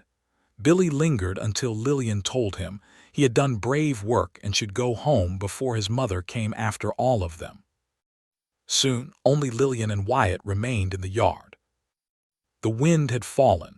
Smoke drifted in thin lines from the wet hay. The house windows glowed faintly with the last reflection of the sky. Somewhere in the corral, the rescued gelding gave a nervous snort. Wyatt still held the broken lantern. Lillian looked at his hand. The knuckles were scraped. His sleeve was singed near the wrist. You are hurt, she said. So are you. I asked first. No, you stated first. She gave him a tired look. Do not become clever after a barn fire. A faint smile touched his mouth and disappeared. Then his eyes moved to her soot-streaked face, her loosened hair, her torn bandage. You should not have come, he said. The words were familiar, but they did not carry the same weight now. Less command, more fear. Yes, I should have. You could have been hurt. So could you. This is my ranch. And that makes smoke gentler. He looked away, but not before she saw the emotion cross his face. I saw that would fall, he said. For 1 second I thought. He stopped. Lillian waited. Wyatt swallowed. For 1 second, I thought I had brought another woman I cared for too close to danger. The words reached her slowly. Another woman I cared for. The yard went very still around them. Lillian's heart beat hard enough that she felt it in her throat. Wyatt seemed to realize what he had said only after it stood between them. He looked at her, and for once, he did not retreat from the truth quickly enough to hide it. Lillian stepped closer. You care for me. He looked down at the broken lantern. I am trying not to. The answer hurt and healed at the same time. Why? His laugh was quiet and without humor. You know why. Say it. He looked at the house, then at the barn, then toward the dark outline of the cemetery hill far beyond the valley, though it could not be seen from here. Because every time I feel something living, I feel like I am betraying what died. Lillian's eyes softened. The smoke smell clung to them both. A horse shifted outside the corral. The first star appeared above the mountains. Wyatt, she said, love is not a cupboard with one shelf. He looked back at her. She continued carefully. You do not have to throw Hannah away to make room for me. I would never ask that. I would not respect a man who could do it. His face changed. That struck him harder than comfort would have. You say that now. I will say it tomorrow. And next year. If I am here next year, yes. The Cheyenne offer entered the silence at once. Both of them felt it. Wyatt's eyes lowered. You should go, he said again, but this time the words sounded weaker, as if even he was tired of using them as a shield. Lillian's courage rose, trembling but real. I may. He nodded as though expecting the pain. I may also come back, she said. His eyes lifted. I may go for 4 months, she continued. Learn what I need, pay what I owe, build the shop stronger. Then come home to Briar Creek if Briar Creek still feels like home. Wyatt stared at her. And what am I supposed to do while you are gone? The question came rougher than he intended, and the moment it left him, his face tightened. Lillian stepped closer. That sounds almost like you want to ask me something. He looked at her for a long time. Then his gaze softened with a sadness that was not empty anymore. It had hope beneath it, and hope frightened him more than grief ever had. I want to ask you not to forget me, he said. The confession was plain, quiet, and more intimate than any touch. Lillian's eyes burned. I was not planning to. The distance between them had narrowed so much that if either reached out, the whole shape of their lives might change. Wyatt's hand moved once at his side, then stilled. He would not take that step. Not yet. Lillian understood. She also understood that understanding could become its own kind of waiting room if she lived there too long. Before she could speak, a sound came from inside the house. A soft crash. Wyatt turned sharply. His house should have been empty. He set the lantern down and moved toward the porch, one hand lifted to quiet Lillian though she was already silent. The front door stood slightly open. Had it been open before? In the confusion of the fire, neither of them knew. Wyatt stepped inside first. Lillian followed close behind. The house smelled of cold ashes, old wood, and a faint sweetness she recognized at once. Lavender. The main room was simple. A table, 2 chairs, a stove, a shelf of books, a quilt folded over the back of a rocker, everything neat but lived in by one person who did not need much. A drawer near the writing desk hung open. Papers lay scattered on the floor. Wyatt crossed the room and froze. Lillian saw it then. A small wooden box sat open on the desk. Inside were letters tied with faded blue thread, a pressed wildflower, and a child's tiny knitted cap, carefully kept. Hannah's things. Someone had gone through them. Wyatt's face turned gray. Lillian moved beside him, but did not touch him. On the desk, pinned beneath the open box lid, was a note written in the same blocky letters as the one thrown at her window. Some graves should stay closed. Lillian stared at the words. The barn fire had not been the end of the warning. It had been the beginning. Wyatt reached slowly for the note, but his hand stopped before touching it. His eyes moved across the scattered letters, the broken privacy of a grief he had guarded for years. When he finally spoke, his voice was low enough to make the room feel colder. He came into my home. Lillian looked at the lavender, the old letters, the tiny cap. Then she looked at Wyatt. Something had shifted in him. The man who had blamed himself for every new wound was still there, but beneath him stood another man, a man who understood that silence had not protected anyone. Not Hannah's memory. Not Lillian's shop. Not his ranch. Not his heart. Wyatt picked up the note and folded it once. Then he looked at Lillian with a steadiness she had never seen in him before. Tomorrow morning, he said, I am going to town. To the sheriff. To the sheriff first. And after that. His jaw set. After that, I am going to stop letting Silas Greer decide what parts of my life are allowed to live. If you believe one act of courage can change a wounded heart, don't forget to stay with this story. The truth behind Silas Greer's hatred is only beginning to rise from the ashes. Morning came over Double Lantern Ranch like it was unsure whether the place deserved peace yet. The first light touched the blackened hay shed, the wet boards, the trampled yard, and the barn wall scarred by smoke. Steam still rose in thin, ghostly lines where water had soaked the ashes. The horses were restless in the corral, shifting and snorting at every small sound, as if they too remembered the smell of fire. Wyatt Reed had not slept.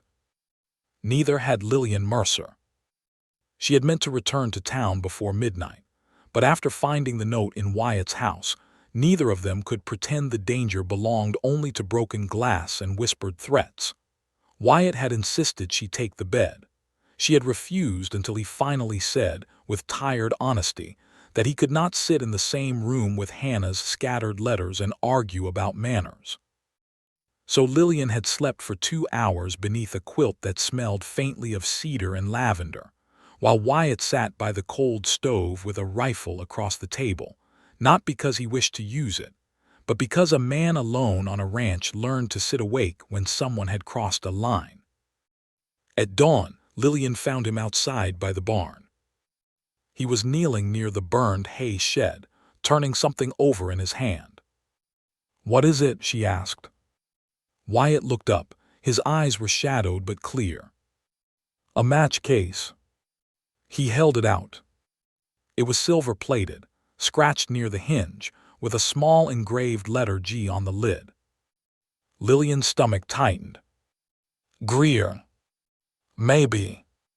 "You say maybe like half the town carries silver match cases with his initial." Wyatt stood, brushing ash from his fingers. "Maybe is what the sheriff will say until he has more."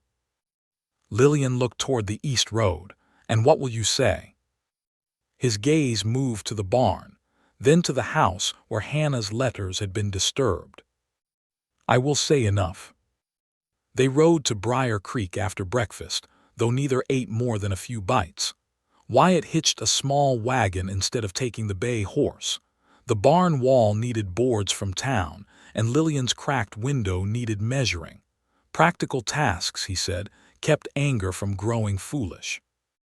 Lillian sat beside him on the wagon bench, wrapped in her brown cloak. The morning air smelled of frost, smoke, and sage. Her bandaged palm rested in her lap, and inside her pocket lay Wyatt's handkerchief, washed and folded, though she had not yet found the right moment to return it. For the first mile, neither spoke. Then Wyatt said, "I owe you an apology." Lillian turned her head. "For what?" "For letting you see the house that way." "You did not make the mess." "No, but those were things I had kept private." "Yes," she said softly, "and someone else broke that privacy. I did not." Wyatt held the reins loosely, his eyes on the road. "I know."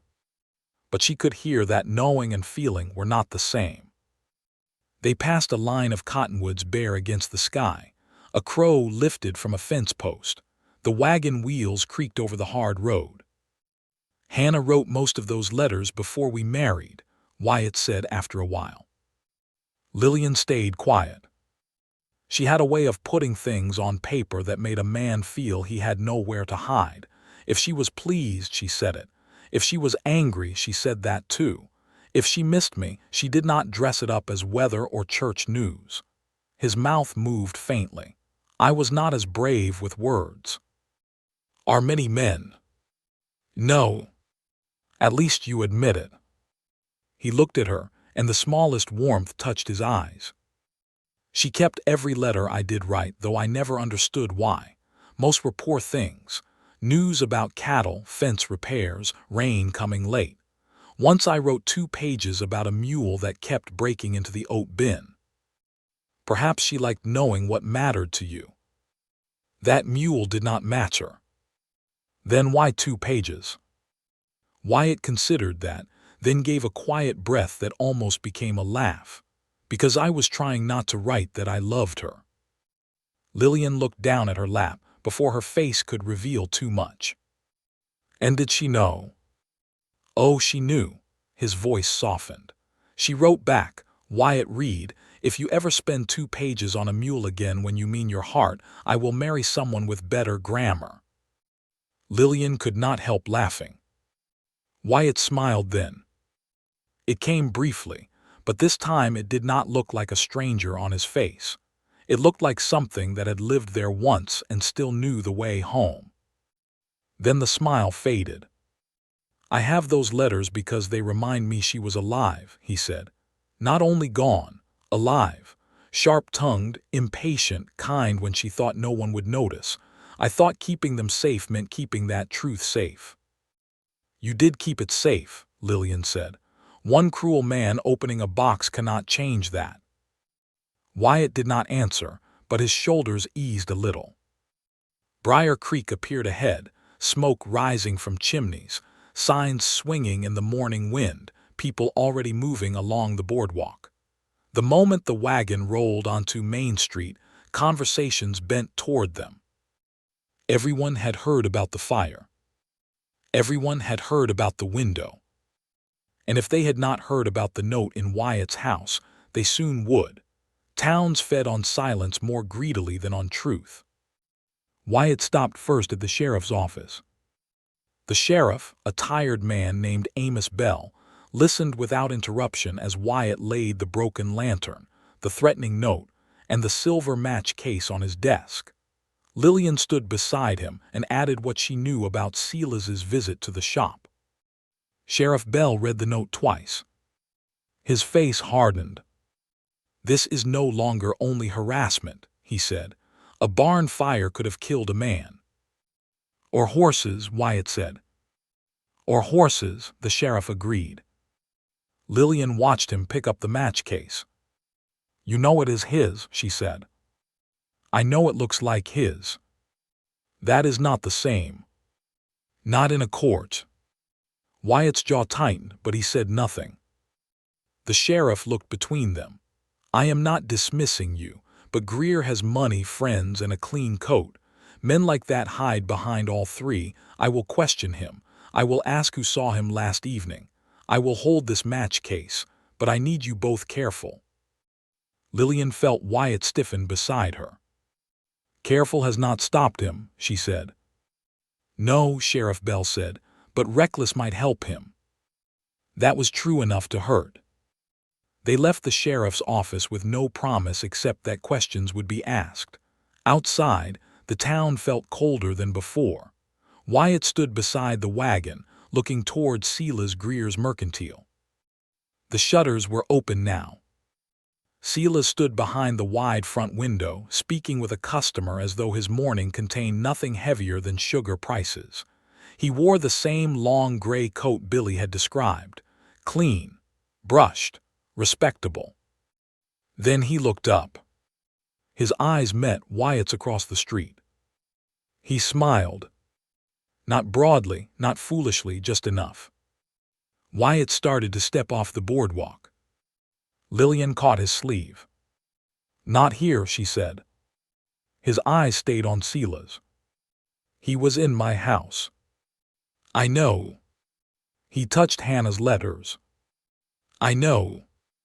His hand closed into a fist. Lillian moved in front of him, forcing him to see her. "And if you cross that street with anger on your face, by supper the story will be that a grieving rancher threatened a respected businessman." The word respected tasted bitter in her mouth.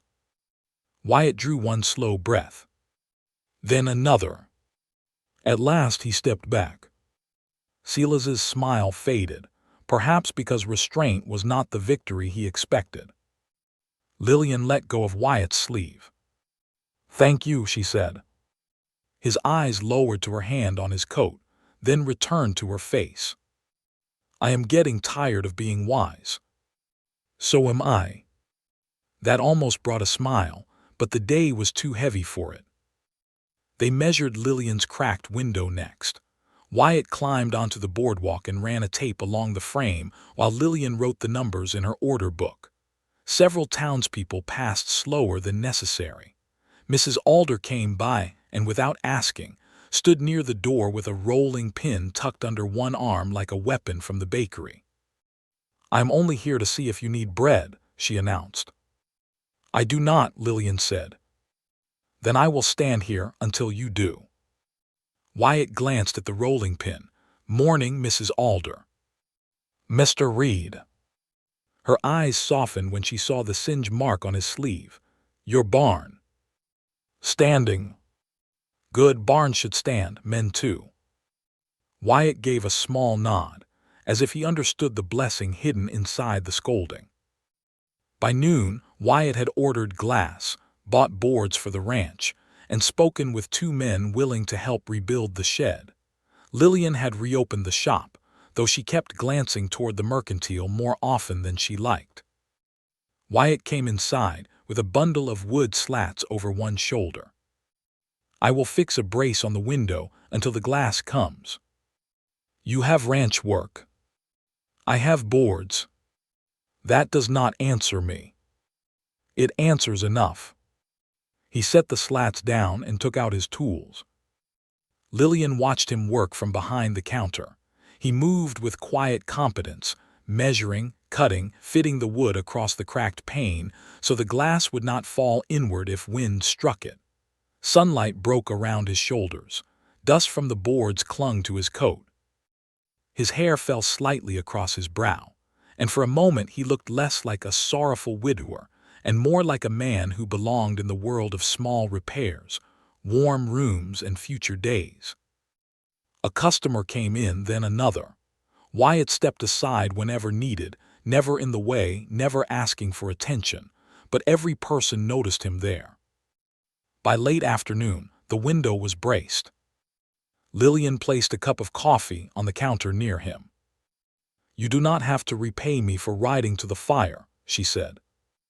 "I am not." "Then what is this?" He looked at the repaired window.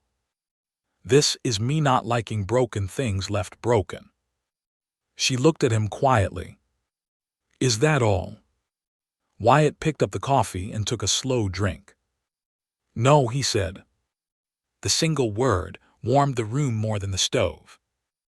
Lillian turned away to hide her face and began sorting dried flowers that were already sorted. After a moment, she remembered the handkerchief in her pocket. "I washed this." She held it out. Wyatt looked at it, then at the bandage on her palm. "Keep it until the hand heals." "It is nearly healed." "Then keep it until I believe that." "That may take years." His eyes met hers. For a breath, neither of them moved. "Then I suppose it will," he said softly. The bell over the door rang before the moment could grow too tender. A young man stepped inside wearing trail dust and a telegraph office badge. He carried a yellow envelope. "Miss Mercer." "Yes." "Telegram from Cheyenne." Lillian's hand tightened. Wyatt stepped back, giving her room, but his eyes stayed on the envelope. She signed for it and waited until the boy left before opening it. The message was brief. "Offer must be accepted by Monday.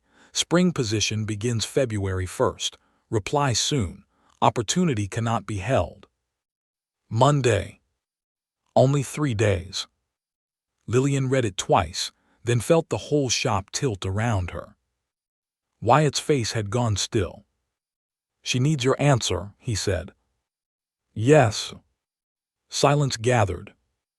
Mrs. Alder, still near the door with bread she had invented needing to deliver, looked from Lillian to Wyatt and then backed out without a word, suddenly wise enough to leave. Lillian set the telegram on the counter.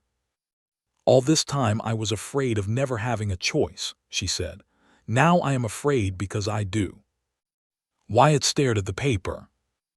Then slowly, he reached into his coat and took out the folded note from his house, the one that had been left beneath Hannah's open box. He placed it beside the telegram. One paper offered a future. The other threatened the past. Both demanded courage. Wyatt looked at Lillian. "I will not tell you what to choose." "I know." His voice lowered, "but I need to tell you something before Monday." Her heart began to pound. "What?" He opened his mouth. The shop door swung hard behind them. Sheriff Bell stood there breathing fast, his face dark with urgency. "Reed," he said, "Miss Mercer, you both need to come." Wyatt straightened. What happened? The sheriff looked toward Silas Greer's mercantile.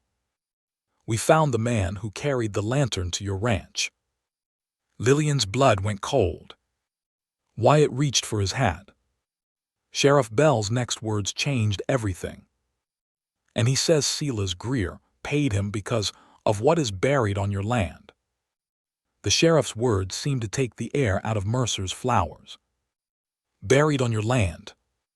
For one long second, no one moved. Lillian stared at Sheriff Bell, certain she had heard him wrong. Wyatt Reed stood beside the counter, hat in one hand, the other resting near the telegram from Cheyenne and the threatening note from his house. His face had gone still in that dangerous way she had begun to recognize. Not empty, not calm, a storm held behind a closed door. "What is buried on my land?" Wyatt asked. Sheriff Bell stepped fully into the shop and shut the door behind him. He looked tired, and there was mud on the lower half of his coat, as though he had been riding hard through wet ground. "That is what I need to find out," he said. Wyatt's jaw tightened. "Who told you this?" "Name is Eli Bowers, drifter. Sometimes does work at the stock pens. Billy Sutter recognized him near the livery this morning from the night of the fire. We questioned him. He admitted he carried the lantern to your hay shed." Lillian's hand went to the edge of the counter. "Silas paid him." "He says Silas gave him $10 and told him to frighten Reed, not burn the barn down. Said he was only supposed to make smoke, not flames." Wyatt's eyes hardened. "Fire does not take instructions." "No," Sheriff Bell said, "it does not." The shop was quiet, except for the wind pressing faintly against the braced window. Lillian looked toward the mercantile across the street. Through the glass, she could see the shape of Silas Greer moving behind his counter, as if the whole world still belonged to him. "And what does this have to do with Wyatt's land?" she asked. Sheriff Bell removed his hat and rubbed the brim between both hands. "Bowers says Silas was angry because Reed would not sell the north pasture." Wyatt frowned. "He asked once last spring. I said no." "Why did he want it?" "Said he wanted grazing access for freight animals." "And did that make sense?" "No," Wyatt said. "His freight road runs south." The sheriff's eyes sharpened slightly. Wyatt looked toward the window, then back at him. "The north pasture is rocky, bad grazing. There's an old wash, 2 cottonwoods, and a dry creek bed. Nothing worth buying unless a man wants poor grass and rattlesnakes." "Bowers says Silas believes something is hidden there." Lillian glanced at Wyatt. Wyatt shook his head once. "There is nothing hidden there." "You sure?" "It is my land." "Was it always?" The question changed the room. Wyatt's face shifted. Lillian saw it at once. A memory had risen before he could stop it. "No," he said slowly. "It was Hannah's father's land first." Sheriff Bell waited. Wyatt looked down at the floorboards. "Her father, Samuel Whitcomb, owned that section before I married Hannah. After he died, the land passed to her. When we married, she brought it into the ranch." "Did he keep records?" "Every man keeps records." "Where?" Wyatt did not answer right away. Lillian felt a strange chill move through her. "Hannah's letters," she said. Wyatt looked at her. "Silas went through the box in your house," she continued. "He did not scatter those letters only to be cruel. Maybe he was searching for something." Wyatt's hand tightened around his hat. Sheriff Bell nodded grimly. "That is what I wondered." Lillian moved to the counter and picked up the note Silas had left in Wyatt's house. "Some graves should stay closed." The words looked different now. Not just a threat. A clue. Wyatt took the note from her hand and read it again, his face pale beneath the soot still faint at his hairline. "Hannah wrote about her father sometimes," he said, "mostly when she was angry with him. What about? Wyatt frowned, reaching back through memory. He was secretive near the end, bought supplies he did not explain, rode north at odd hours. Hannah thought he was losing sense after her mother died. She said he kept drawing maps on scraps of paper and burning them before anyone could ask. Sheriff Bell leaned closer. Maps of what? I do not know. Lillian thought of the north pasture, rocky ground, dry creek bed, old wash, 2 cottonwoods. Could he have found mineral ground? She asked. Wyatt looked at her, on double lantern. It happens. Not there, I would have seen sign. Maybe not gold, Sheriff Bell said. Maybe water, maybe a root, maybe something from before. Men have done worse over less. Wyatt looked toward the mercantile again. Silas came to me last spring with an offer too high for that land. I told him no. He came again in summer. I still said no. After that, he stopped asking. No, Lillian said quietly. He stopped asking you. The silence that followed proved they all understood. Silas had moved from offers to pressure, from pressure to threats, from threats to fire. And Lillian's shop, her reputation, even her fear about Cheyenne had become pieces on a board he thought he owned.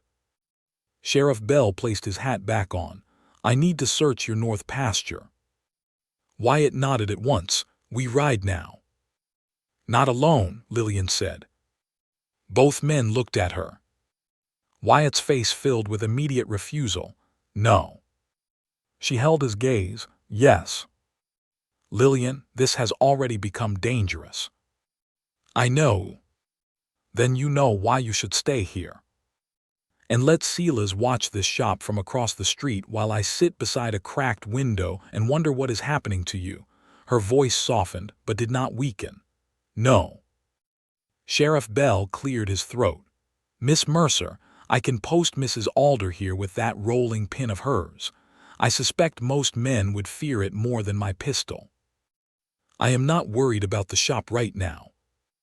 Wyatt stepped closer, lowering his voice. I am worried about you. The words stopped her for a breath. There were people on the boardwalk, a town beyond the glass, a sheriff 2 steps away. This was no place for a tender truth, yet there it stood. Lillian answered quietly. Then do not ask me to stay behind with only fear for company. Wyatt looked at her for a long moment. Then he closed his eyes briefly, as if surrendering cost him something. All right, he said, but you stay near the wagon. I will stay near good sense. That was not agreement. It was close. Sheriff Bell muttered something about stubborn hearts being harder to manage than criminals, then opened the door. Within half an hour they were riding east. Sheriff Bell led on his sorrel. Wyatt drove the wagon with Lillian beside him, the boards for the barn still stacked in the back. The sky had turned heavy, low clouds stretching over Wyoming like a gray quilt. The wind smelled of coming snow, though it was still too early in the season for more than a thin dusting. No one spoke much. Lillian watched Wyatt's hands on the reins. They were steady, but she could see the strain in them. He was thinking of Hannah's father, Hannah's letters, Silas's smile, fire near trapped horses, the tiny cap in the wooden box. At last she said, "Tell me about the north pasture." Wyatt glanced at her. There is not much to tell. Tell me anyway. He looked back at the road. Hannah liked it, said it looked useless only to people who needed land to prove its worth. There is a dry creek bed in summer, but in spring it runs clear for a few weeks. Wildflowers come early there. Wildflowers. More than anywhere else on the ranch. Lillian turned toward him. That is why she loved it. Yes. His voice softened. She used to ride out there when she wanted quiet. I thought she just liked the flowers. Maybe there was more to it. Did she ever mention anything buried? No. Any box, papers, stones marked a certain way. Wyatt shook his head, then paused. What? Lillian asked. His brow tightened. There was a song. A song. Hannah used to hum it when she was thinking. Her father sang it, she said. Something about two trees keeping watch where the lost stream bends. Lillian sat straighter. Two trees. Wyatt looked at her. The north pasture has two cottonwoods. Sheriff Bell, riding ahead, turned in the saddle. What did you say? Wyatt pulled the wagon to a halt. The wind moved over the grass around them. Wyatt repeated the line slowly, as if pulling it from a dusty shelf in his mind. Two trees keep watch where the lost stream bends. Lillian's pulse quickened. That is not only a song. No, Wyatt said, it may be directions. The north pasture lay beyond a low ridge behind Double Lantern. They reached it near afternoon when the clouds had thickened and the light turned flat. It was exactly as Wyatt had described. Rough land, dry grass, scattered stone, a shallow wash cutting through the earth where spring water must run when the thaw came. And near the bend of that dry stream stood two old cottonwoods. Their leaves had mostly fallen, leaving dark branches against the sky. Between them the ground dipped slightly, hidden by dead grass and flat stones. Wyatt stopped the wagon. No one moved at first. The place looked too ordinary to hold danger. But Lillian had learned that ordinary places kept the deepest secrets. A flower shop, a cemetery hill, a lonely ranch house, a dry wash watched by two trees. Sheriff Bell dismounted. Stay sharp. Wyatt helped Lillian down from the wagon. His hands lingered at her waist only long enough to steady her, but the touch passed between them like a promise neither of them had made aloud. They walked toward the cottonwoods. The ground was hard. Dry leaves crackled under their boots. Wyatt crouched near one tree and brushed dirt away from a flat stone. His fingers stopped. What is it? Lillian asked. He cleared more dust. Carved into the stone was a small mark. A wildflower. Simple, almost childlike. Hannah, Wyatt whispered. Lillian knelt beside him. Did she carve that? She used to carve flowers into fence posts when she was young. Her father scolded her for dulling knives. Sheriff Bell brought a shovel from his saddle. Then we dig. Wyatt took the shovel first. He drove it into the earth between the marked stone and the bend of the dry creek. The ground resisted. After a few minutes, Sheriff Bell took over. Then Wyatt again. Lillian stood near the wagon, as promised at least in shape, holding a lantern though the day had not yet gone dark. The wind grew colder. At last metal struck wood. All three froze. Wyatt dropped to his knees and cleared the dirt with his hands. A small chest lay beneath the ground, wrapped in rotted canvas, its iron corners rusted but intact. Sheriff Bell helped lift it free. The lock had nearly given way to age. Wyatt broke it with the shovel edge. Inside lay oilcloth packets, a leather ledger, and a sealed envelope darkened by time. On the envelope, written in faded ink, was one name. Hannah. Wyatt did not touch it. For the first time all day, his strength seemed to leave him. Lillian stepped closer. Wyatt. His eyes were fixed on the envelope. She knew, he said. Maybe. He swallowed. She knew something was here. Sheriff Bell lifted the ledger carefully and opened it. His expression changed as he read. Well, he said, now we know why Greer wanted the land. Wyatt looked at him. What is it? The sheriff turned the book. Inside were records of payments, names, land claims, and a map showing the north pasture sitting above a hidden spring line that fed into the valley. Enough water to change the value of every acre around Double Lantern. Enough water to supply a freight stop, a larger town, or a private line for cattle and trade. Lillian understood before anyone said it. In the West, gold made men reckless. Water made them worse. Wyatt opened the sealed letter with hands that trembled once. He read silently. The wind moved through the cottonwoods. Lillian watched his face as the dead spoke from paper. When he finished, he handed the letter to her. His voice was unsteady. "Read it." Lillian took the page. The letter was from Samuel Whitcomb to his daughter Hannah. It said he had discovered the spring line years before but had hidden the records because Silas Greer's father, a hard and hungry man, had tried to force him to sell. Samuel believed the Greers would ruin the valley by controlling water and land together. He buried the proof where Hannah would one day find it if she needed to protect her home. At the bottom, one line made Lillian stop breathing for a moment. "If I am gone before I can tell you plainly, remember the old song, 'Two trees keep watch where the lost stream bends.'" Lillian lowered the letter.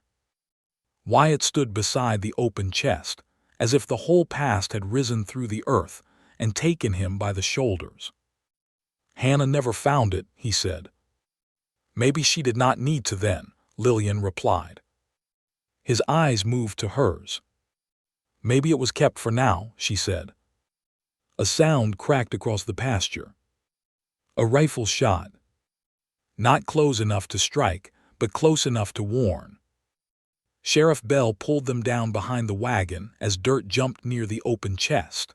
Lillian's heart slammed against her ribs. Wyatt's arm came around her, shielding her with his body before thought could catch up with fear. From the ridge beyond the cottonwoods, a rider turned his horse. Long gray coat. Silas Greer. He had followed them. Sheriff Bell drew his pistol but held fire as Silas wheeled away, too far and too fast for a clean stop. Wyatt started after him. Lillian grabbed his arm. "No." "He shot at us. He wants you angry. He already has it. And if you ride after him now, he wins twice." Wyatt's face was fierce, torn between protection and fury. Then his eyes dropped to her hand on his sleeve, and something in him steadied. Sheriff Bell was already mounting. "I'll go, you secure that chest." Wyatt looked at the ridge, breathing hard. The sheriff rode after Silas, leaving hoofbeats and dust behind him. Lillian and Wyatt stood beside the wagon with the unearthed chest between them, and the cold wind moving over the pasture. For a long moment they said nothing. Then Lillian looked at the letter in her hand. "This proves what Silas wanted." Wyatt nodded slowly. "It also proves the land is yours," she said. "Hannah's, Rose's, yours." His gaze moved to the open chest, then to the two cottonwoods, then to Lillian's face. "No," he said quietly. She frowned no. Wyatt reached for the letter, folded it carefully, and placed it back in the oilcloth packet. This land was kept safe by Hannah's father, hidden by Hannah's memory, and found because you listened when I remembered a song. His voice softened. "If there is a future here, Lillian, it is not mine alone anymore." Her breath caught. The wind lifted a strand of hair across her cheek. Wyatt reached up slowly, giving her time to pull away. She did not. He tucked the strand back with fingers still rough from digging and ash. No grand confession came. No kiss. Only that touch, tender and careful beside the buried truth of the land. Then from far beyond the ridge, another shot echoed through the gray afternoon. Wyatt turned toward the sound. Sheriff Bell was out there alone. Silas was desperate. And the secret that could save Double Lantern had just become dangerous enough to cost someone everything. Before the next truth comes out, tell me in the comments what you would choose. Protect the land, follow the danger, or finally speak the love that has been waiting in silence. The second shot rolled across the north pasture and faded into the cottonwoods. For a moment, Wyatt Reed did not move. His arm was still near Lillian Mercer, as if his body had not yet understood that the danger had shifted from her to the sheriff riding somewhere beyond the ridge. The open chest sat in the wagon bed. Hannah's letter lay wrapped again in oilcloth. The dry creek bed curved between the two cottonwoods like an old scar in the land. Then a third shot cracked the afternoon. Wyatt turned to the wagon. "Get in." Lillian did not argue this time. There were moments for stubbornness, and there were moments when speed mattered more than pride. She climbed onto the wagon seat while Wyatt covered the chest with a canvas tarp and tied it down with quick, hard movements. His face had changed again, not shut away now, not lost in grief, focused, alive, afraid, yes, but not ruled by it. He swung up beside her and snapped the reins. The horses lunged forward. The wagon rattled across the rough pasture, wheels striking stones and dry roots. Lillian gripped the bench with one hand and held her hat with the other as the cottonwoods slipped behind them. The sky had grown darker. Wind moved low through the grass, bringing the smell of snow and dust. Ahead beyond the ridge, another sound rose. Not a shot this time. A horse screaming. Wyatt's jaw tightened. They crested the ridge and saw the sheriff's sorrel standing riderless near a wash. One stirrup hung twisted. Farther down the slope, Sheriff Bell was on one knee behind a boulder, pistol in hand, his hat gone and one sleeve dark near the shoulder. Silas Greer stood 30 yards beyond him near a cluster of rocks, his gray coat whipping in the wind. His horse was behind him, reins loose, head tossing. In Silas's hand was a revolver. "Stay down," Wyatt ordered. He pulled the wagon hard behind a low rise and jumped down before it stopped moving. Lillian stayed low, but she did not stay blind. She peered over the wagon side. Wyatt stepped out into view with his hands open. "Greer." Silas turned. Even from that distance, Lillian could see the wildness in his face. The polished merchant was gone. No careful smile. No clean manners. Only a man whose secrets had been dug out of the earth before he could bury them again. "Stay back, Reed," Silas shouted. Sheriff Bell called from behind the boulder. "He's not thinking straight." "I'm thinking clear enough," Silas snapped. "Clearer than all of you." Wyatt took one slow step forward. Lillian's heart pounded so hard she could hardly hear the wind. "Put the gun down," Wyatt said. Silas laughed, but it shook at the edges. "So you can hand my life to Bell? No, that chest belongs to me. It was on my land. It should have been my land before your dead wife's father cheated mine." Wyatt went still. Silas pointed the revolver toward him, but his hand trembled. "My father had an agreement with Samuel Whitcomb," Silas said. "He found that spring line first. He planned the freight stop. He planned the water route. Then Whitcomb hid the records and pretended nothing was there. My father died with debts because of him." Sheriff Bell pressed a hand to his wounded arm. "That does not give you the right to burn barns." Silas swung the gun toward him. "Quiet." Wyatt's voice stayed low. "If your father had a claim, you could have brought it to court." "With what proof?" Whitcomb buried it. Silas's face twisted, and Hannah knew. Wyatt's eyes narrowed. Lillian saw the pain move through him before he spoke. "Do not bring her into this." "She knew," Silas shouted. "She knew there was something in that pasture. I saw her there before she died, digging near those trees. I asked her what she was doing, and she told me to mind my store." Lillian's breath caught. Wyatt looked as though the ground had shifted beneath him. Silas stepped forward, carried by the story he had kept too long. "She found something. Maybe not all of it, but enough. After she died, I thought you would sell. A lonely man does not need that much land, but you kept holding on to it like a fool holding ashes." Wyatt's face hardened. "Careful," he said. "No," Silas said. "I am done being careful. I offered good money. You refused. I offered Miss Mercer security. She refused. Everyone keeps refusing what would be better for them because they mistake stubbornness for virtue. Lillian stood before she decided to. Wyatt glanced back, alarm flashing through his eyes. Lillian, stay back. But Silas had already seen her. His mouth curled. There she is, the brave florist. Tell me, Miss Mercer, has he asked you yet, or does he still need permission from a stone? Wyatt moved then, one step forward, anger breaking through. Lillian spoke before he could go farther. Silas. Her voice carried across the wash with surprising strength. He looked at her. You were never offering me security, she said. You were offering me a smaller cage with cleaner bars. His face darkened. You know nothing about what it takes to build something. I know exactly what it takes. My father built a shop with grief in his hands. Wyatt built a ranch after losing nearly everything. Hannah's father protected water from men who would have owned the valley and called it progress. Silas lifted the gun a little higher. You read one letter and think you know history. No, Lillian said. I know a frightened man when I see one. The words hit him. For 1 second, Silas looked less furious than wounded. Then the anger returned twice as strong.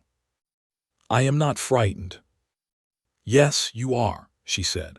You are afraid that without that land, without that water, without something to own, there is nothing inside you people will respect. Lillian, Wyatt warned softly. Silas's hand shook harder. Lillian knew she was near danger. She could see it in Wyatt's face, in Sheriff Bell's tense stillness, in the revolver pointed too carelessly at the space between them all. But she also saw Silas clearly now. He was dangerous not because he was strong, but because he had mistaken control for strength so long that losing it felt like death. You broke my window, she said. You sent fire to Wyatt's barn. You walked into his home and touched a dead woman's letters because you could not bear being told no. That is not strength. Silas's breath came rough. For a moment, the whole pasture seemed to hold still. Then his horse jerked hard at the reins behind him. The sudden movement startled him. The revolver fired. The shot went wide, striking the wagon wheel behind Lillian with a sharp crack. Wyatt ran. Not toward Silas. Toward Lillian. He pulled her down behind the wagon just as the horses reared and the chest shifted under the tarp. Sheriff Bell fired once into the ground near Silas's boots, not to strike him, but to stop him. Silas stumbled back. Wyatt pressed Lillian behind the wheel, his breath rough near her ear. Are you hit? No. Look at me. She did.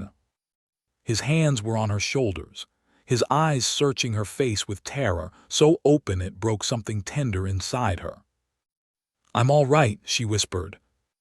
For one heartbeat, the danger around them seemed far away. There was only Wyatt's face, pale with fear, and the truth he could no longer hide.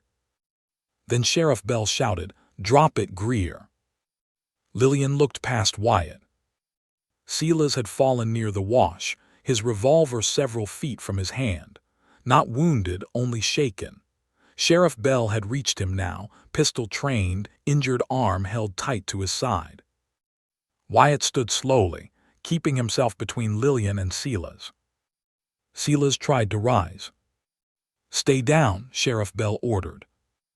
The merchant's face twisted. This is not over. Yes, Wyatt said. His voice was quiet, but it carried farther than shouting. It is. Silas looked at him with hatred. You think a chest makes you righteous. No, Wyatt said, but the truth makes you finished. Sheriff Bell bound Silas's hands with a strip of leather from his own saddle. The sheriff's arm bled through his sleeve, but the wound did not look deep. Lillian tore a clean strip from the lining of her petticoat and helped bind it while Wyatt kept watch over Silas. No one spoke much after that. Silas seemed smaller once disarmed. Not harmless, never that, but smaller, as if the smooth coat and polished manners had been a painted sign knocked down by wind. When the sheriff placed him on his horse and tied the lead to the sorrel's saddle, Silas looked once at the wagon, at the hidden chest, at Lillian, then at Wyatt. "You will regret not selling," he said. Wyatt looked toward the north pasture, where the two cottonwoods stood beyond the ridge. "No," he said, "I regret selling pieces of my life to fear. That ends today." Silas said nothing after that. The ride back to Briar Creek was slow. Sheriff Bell rode ahead with Silas. Wyatt drove the wagon behind, the chest still covered. Lillian sat beside him, her hands folded tightly in her lap to hide their trembling. The sky finally opened just as they reached the first buildings of town. Not rain. Snow.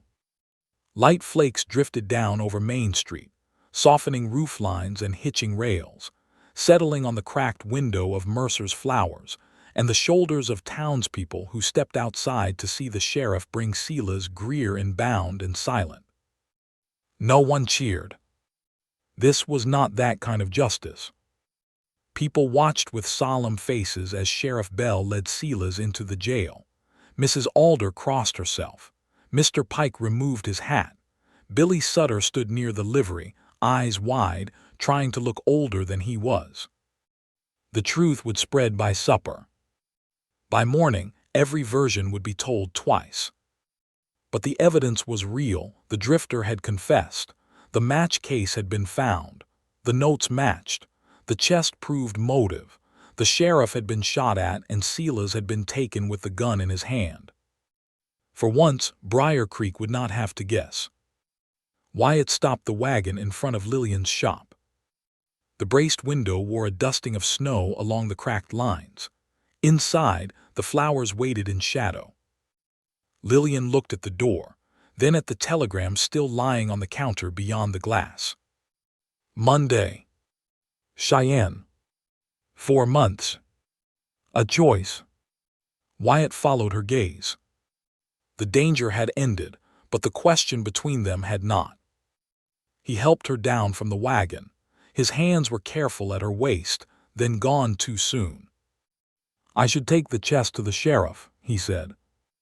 "Yes." "And have Bell's arm looked at." "Yes." Neither moved.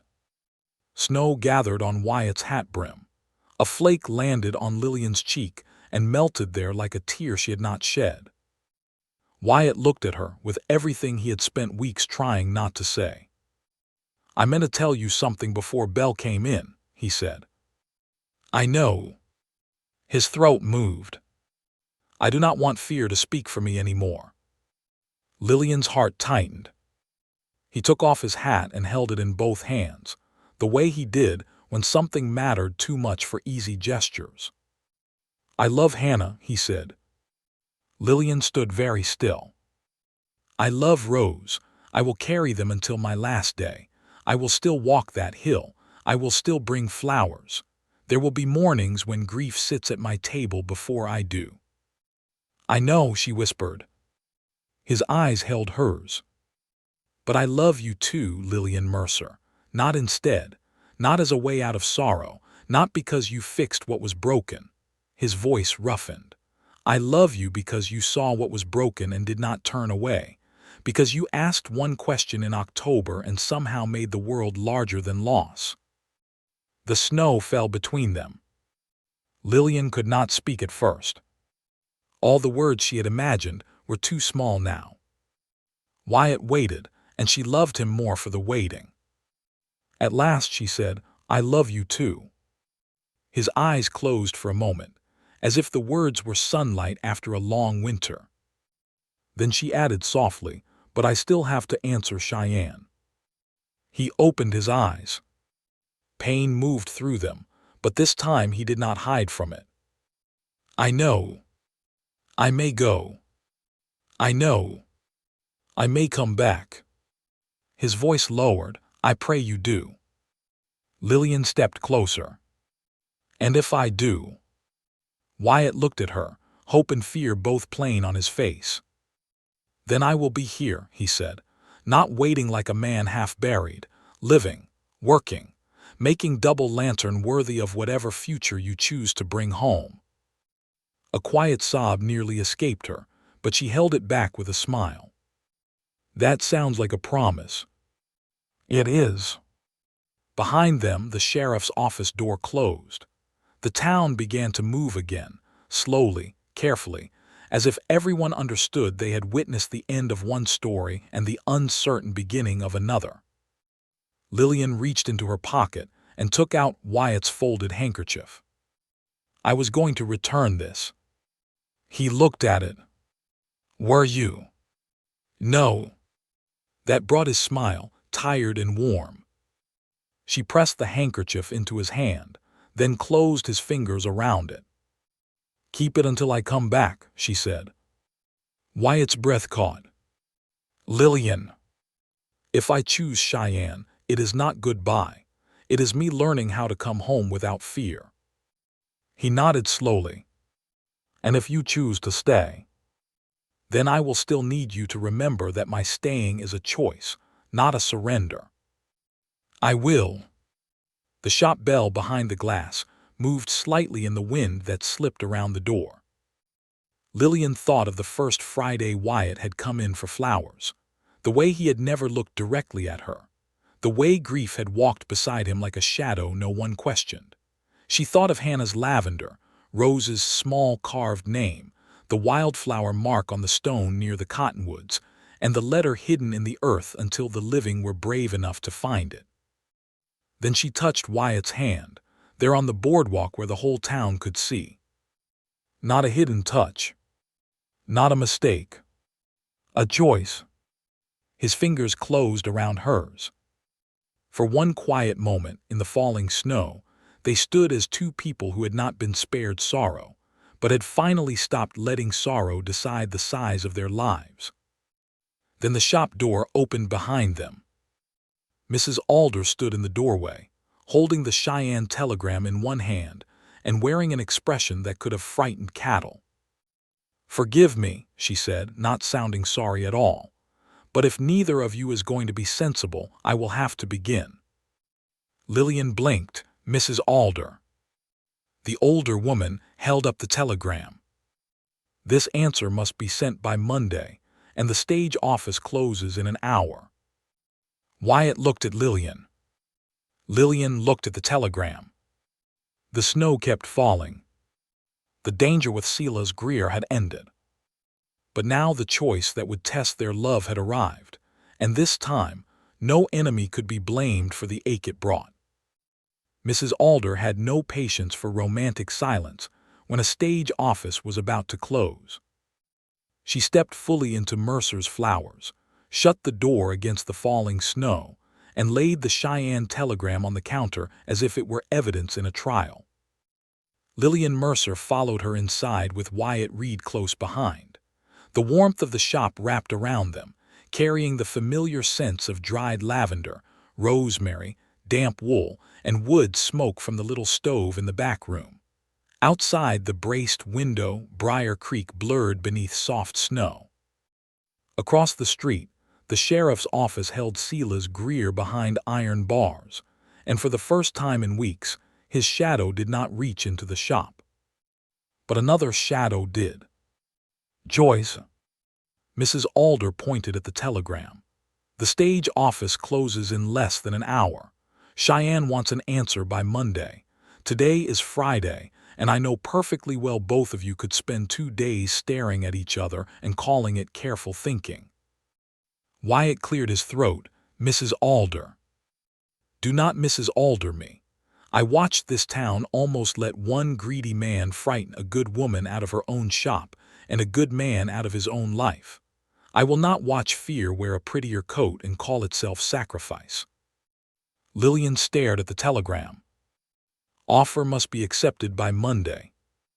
4 months in Cheyenne, training, wages, winter flowers, new suppliers, a chance to clear her father's debts and return with knowledge no one in Briar Creek had, a chance she had wanted before Wyatt Reed ever walked into her heart carrying wildflowers for the dead. Wyatt stood near the door, snow melting on his hat brim. He did not move toward her. He did not speak for her. He only waited. That waiting hurt in the most tender way, because now she knew what it cost him. Mrs. Alder softened, but only slightly.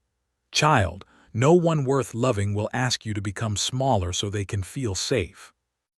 Lillian looked at Wyatt. His eyes held hers. "I won't," he said. 3 simple words. No grand speech, no desperate plea, no noble pushing away, just a promise with both feet on the floor. Lillian drew a breath that trembled at the edges. "And if I go?" Wyatt stepped closer, but not too close. "Then I will write." Her heart tightened. He glanced at the shop shelves, at the dried flowers above the counter, then back at her. "I will write badly at first," he said. "Likely too much about fences and horses and whether Jasper has forgiven me for the fire." Despite everything, Lillian smiled. "But I will write the true thing too," he continued. "That I miss you, that I am proud of you, that I am trying to live in the life I have instead of only guarding the one I lost." Mrs. Alder looked suddenly busy with a jar of dried chamomile. Lillian's eyes burned. "And Fridays?" she asked. Wyatt understood. His voice softened. "I will still go up the hill." "To Hannah and Rose?" "Yes." "Will you tell them?" He nodded. "I think they already know, but I will tell them anyway." Lillian looked down at the telegram. The paper seemed less frightening now. Not small, not easy, but no longer a door closing behind her. A door opening.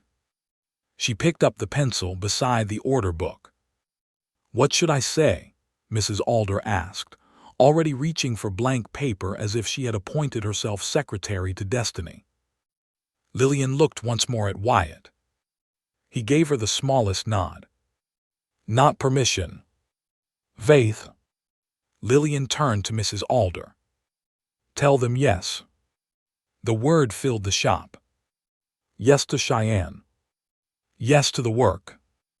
Yes to fear not being allowed to rule. Yes to love that did not need to chain itself to prove it was real. Mrs. Alder wrote the reply with such force the pencil nearly tore the page. Then she snatched up her cloak and marched toward the door. "I will take it to the stage office myself," she said. "If either of you follows me, I will assume you have both lost your senses." The bell rang sharply as she left. Then Lillian and Wyatt were alone. The silence that followed was not empty. It was full of all that had been said and all that still waited. The stove clicked in the back room. Snow brushed softly against the glass. Somewhere down the street, a horse shook its harness.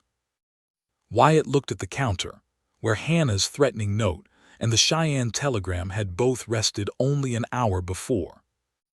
"I was afraid," he said. Lillian came around the counter. "Of me going?"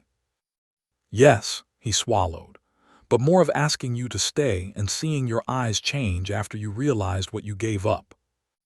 She reached for his hand. This time, he took hers without hesitation. "I was afraid too," she said, "of going, of staying, of wanting both a future and a home." "You can have both. I know that now." He held her hand carefully, his thumb resting near the place where her palm had been scraped.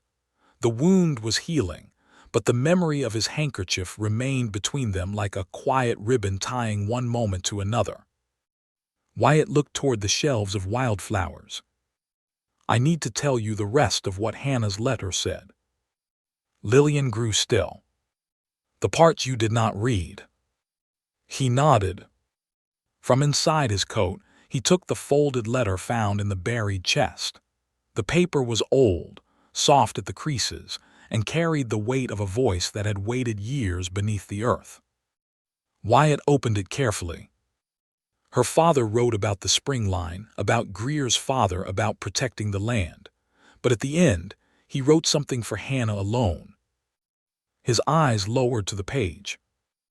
He said, "If love ever asks you to guard what matters, do not mistake guarding for burying.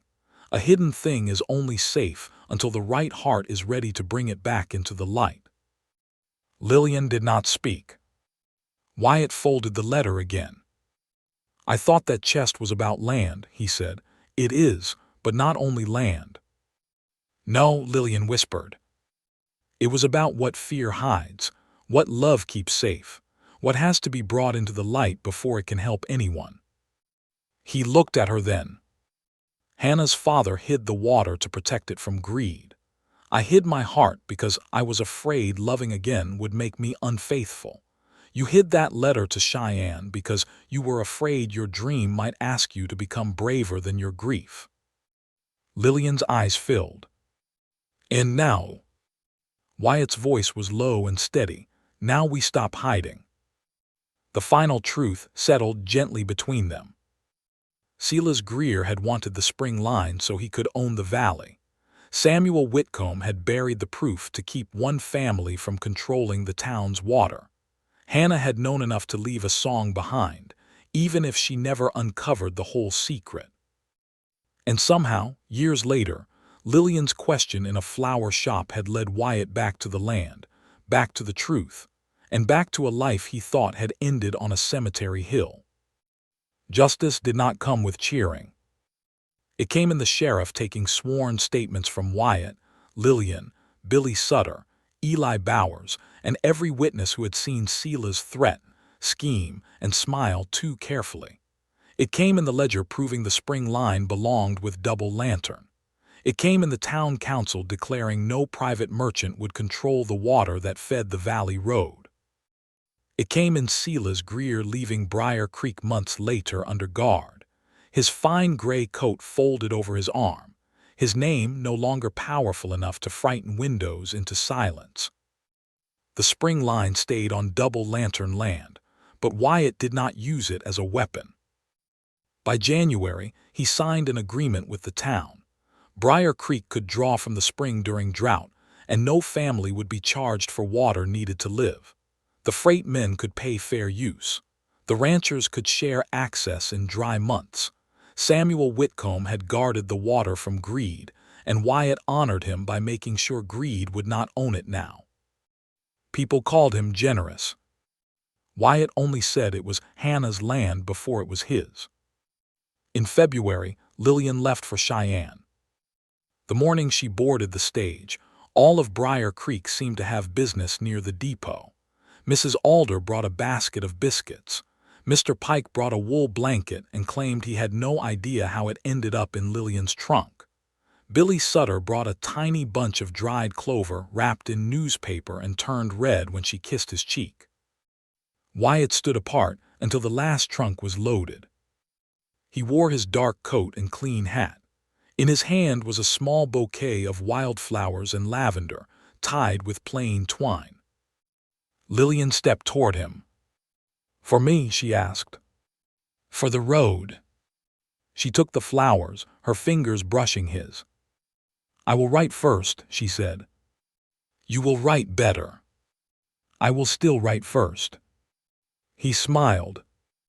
Then, before fear or propriety could steal the moment, Wyatt bent and kissed her forehead.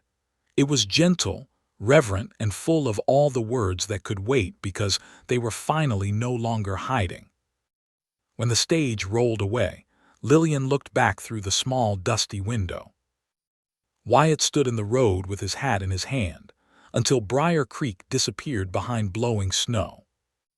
4 months did not pass quickly. They passed honestly. Lillian learned winter stock, seed contracts, freight timing, glass jar display, bookkeeping, and how to argue prices with men who assumed a soft voice meant a soft mind. She wrote every week. Wyatt wrote every Friday after visiting the hill. His first letters did, in fact, contain too much about fences. But beneath the ranch news, the true things came. He told her he had taken fresh flowers to Hannah and Rose. He told them she was learning in Cheyenne. He told them he missed her at Sunday coffee. He told her Annie from the schoolhouse had started reading Hannah's old books to the older children, including the ones with stern notes in the margins.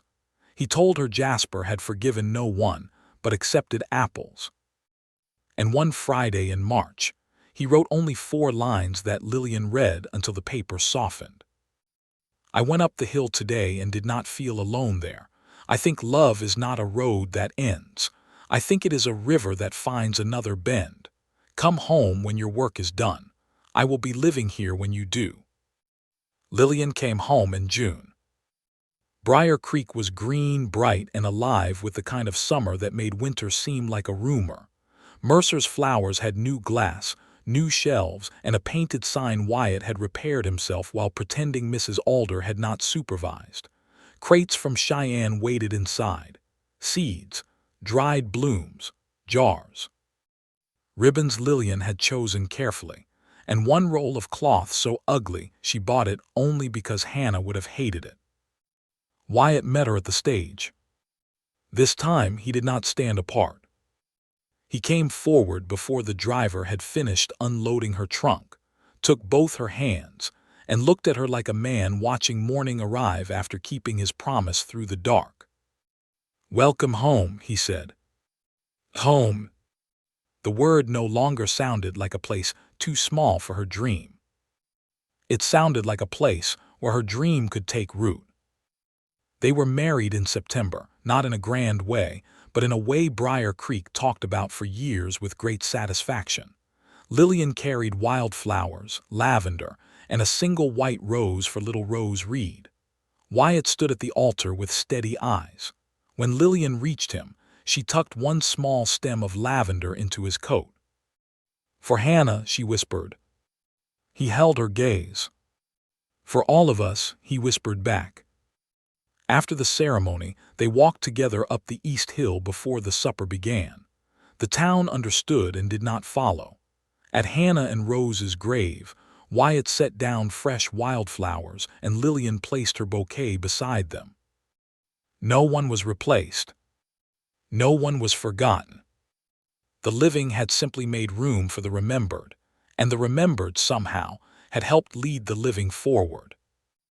Years later, people in Briar Creek still told the story of the cowboy who bought wildflowers every Friday and the florist who finally asked who they were for. Some told it like a mystery. Some told it like a romance. Mrs. Alder told it like a warning against foolish men and unsent letters. But Wyatt and Lillian knew what it truly was. It was the story of a man who thought faithfulness meant standing still, and a woman who thought safety meant staying small. It was the story of a buried spring, a hidden letter, a cracked window, a hill of graves, and love strong enough to honor yesterday without surrendering tomorrow. Every Friday, Wyatt still bought wildflowers. Sometimes he took them to the hill alone. Sometimes Lillian walked beside him. Sometimes, later, their little son Samuel ran ahead carrying the bouquet too proudly and dropping half the stems before they reached the gate. At the stone, Wyatt would place the flowers in the iron holder. Lillian would stand close, her hand in his. The wind would move through the grass. The mountains would hold the horizon. Briar Creek would go on below them, alive and imperfect and blessed with water that no greedy man owned. One bright Friday, their boy touched the carved name Rose and asked, was she family? Wyatt looked at Lillian. Then he knelt beside his son. Yes, he said softly, she was family. The boy thought about this, then placed a crushed yellow flower at the base of the stone. Then she can have this one. Lillian leaned her head against Wyatt's shoulder. He closed his hand over hers. The Wyoming sky stretched wide above them, blue and kind, and the wildflowers stirred in the wind as if every love that had ever lived there was still growing. If this story reminded you that love can bloom again without forgetting what came before, subscribe for more romantic Wild West stories where grief, courage, and hope meet on the frontier. And on that hill east of Briar Creek, with the living close and the remembered near, Wyatt Reed finally understood what Hannah's wildflowers had been teaching him all along. Love does not end when sorrow comes. It waits through winter, breaks through hard ground, and blooms again exactly where the heart needs it most.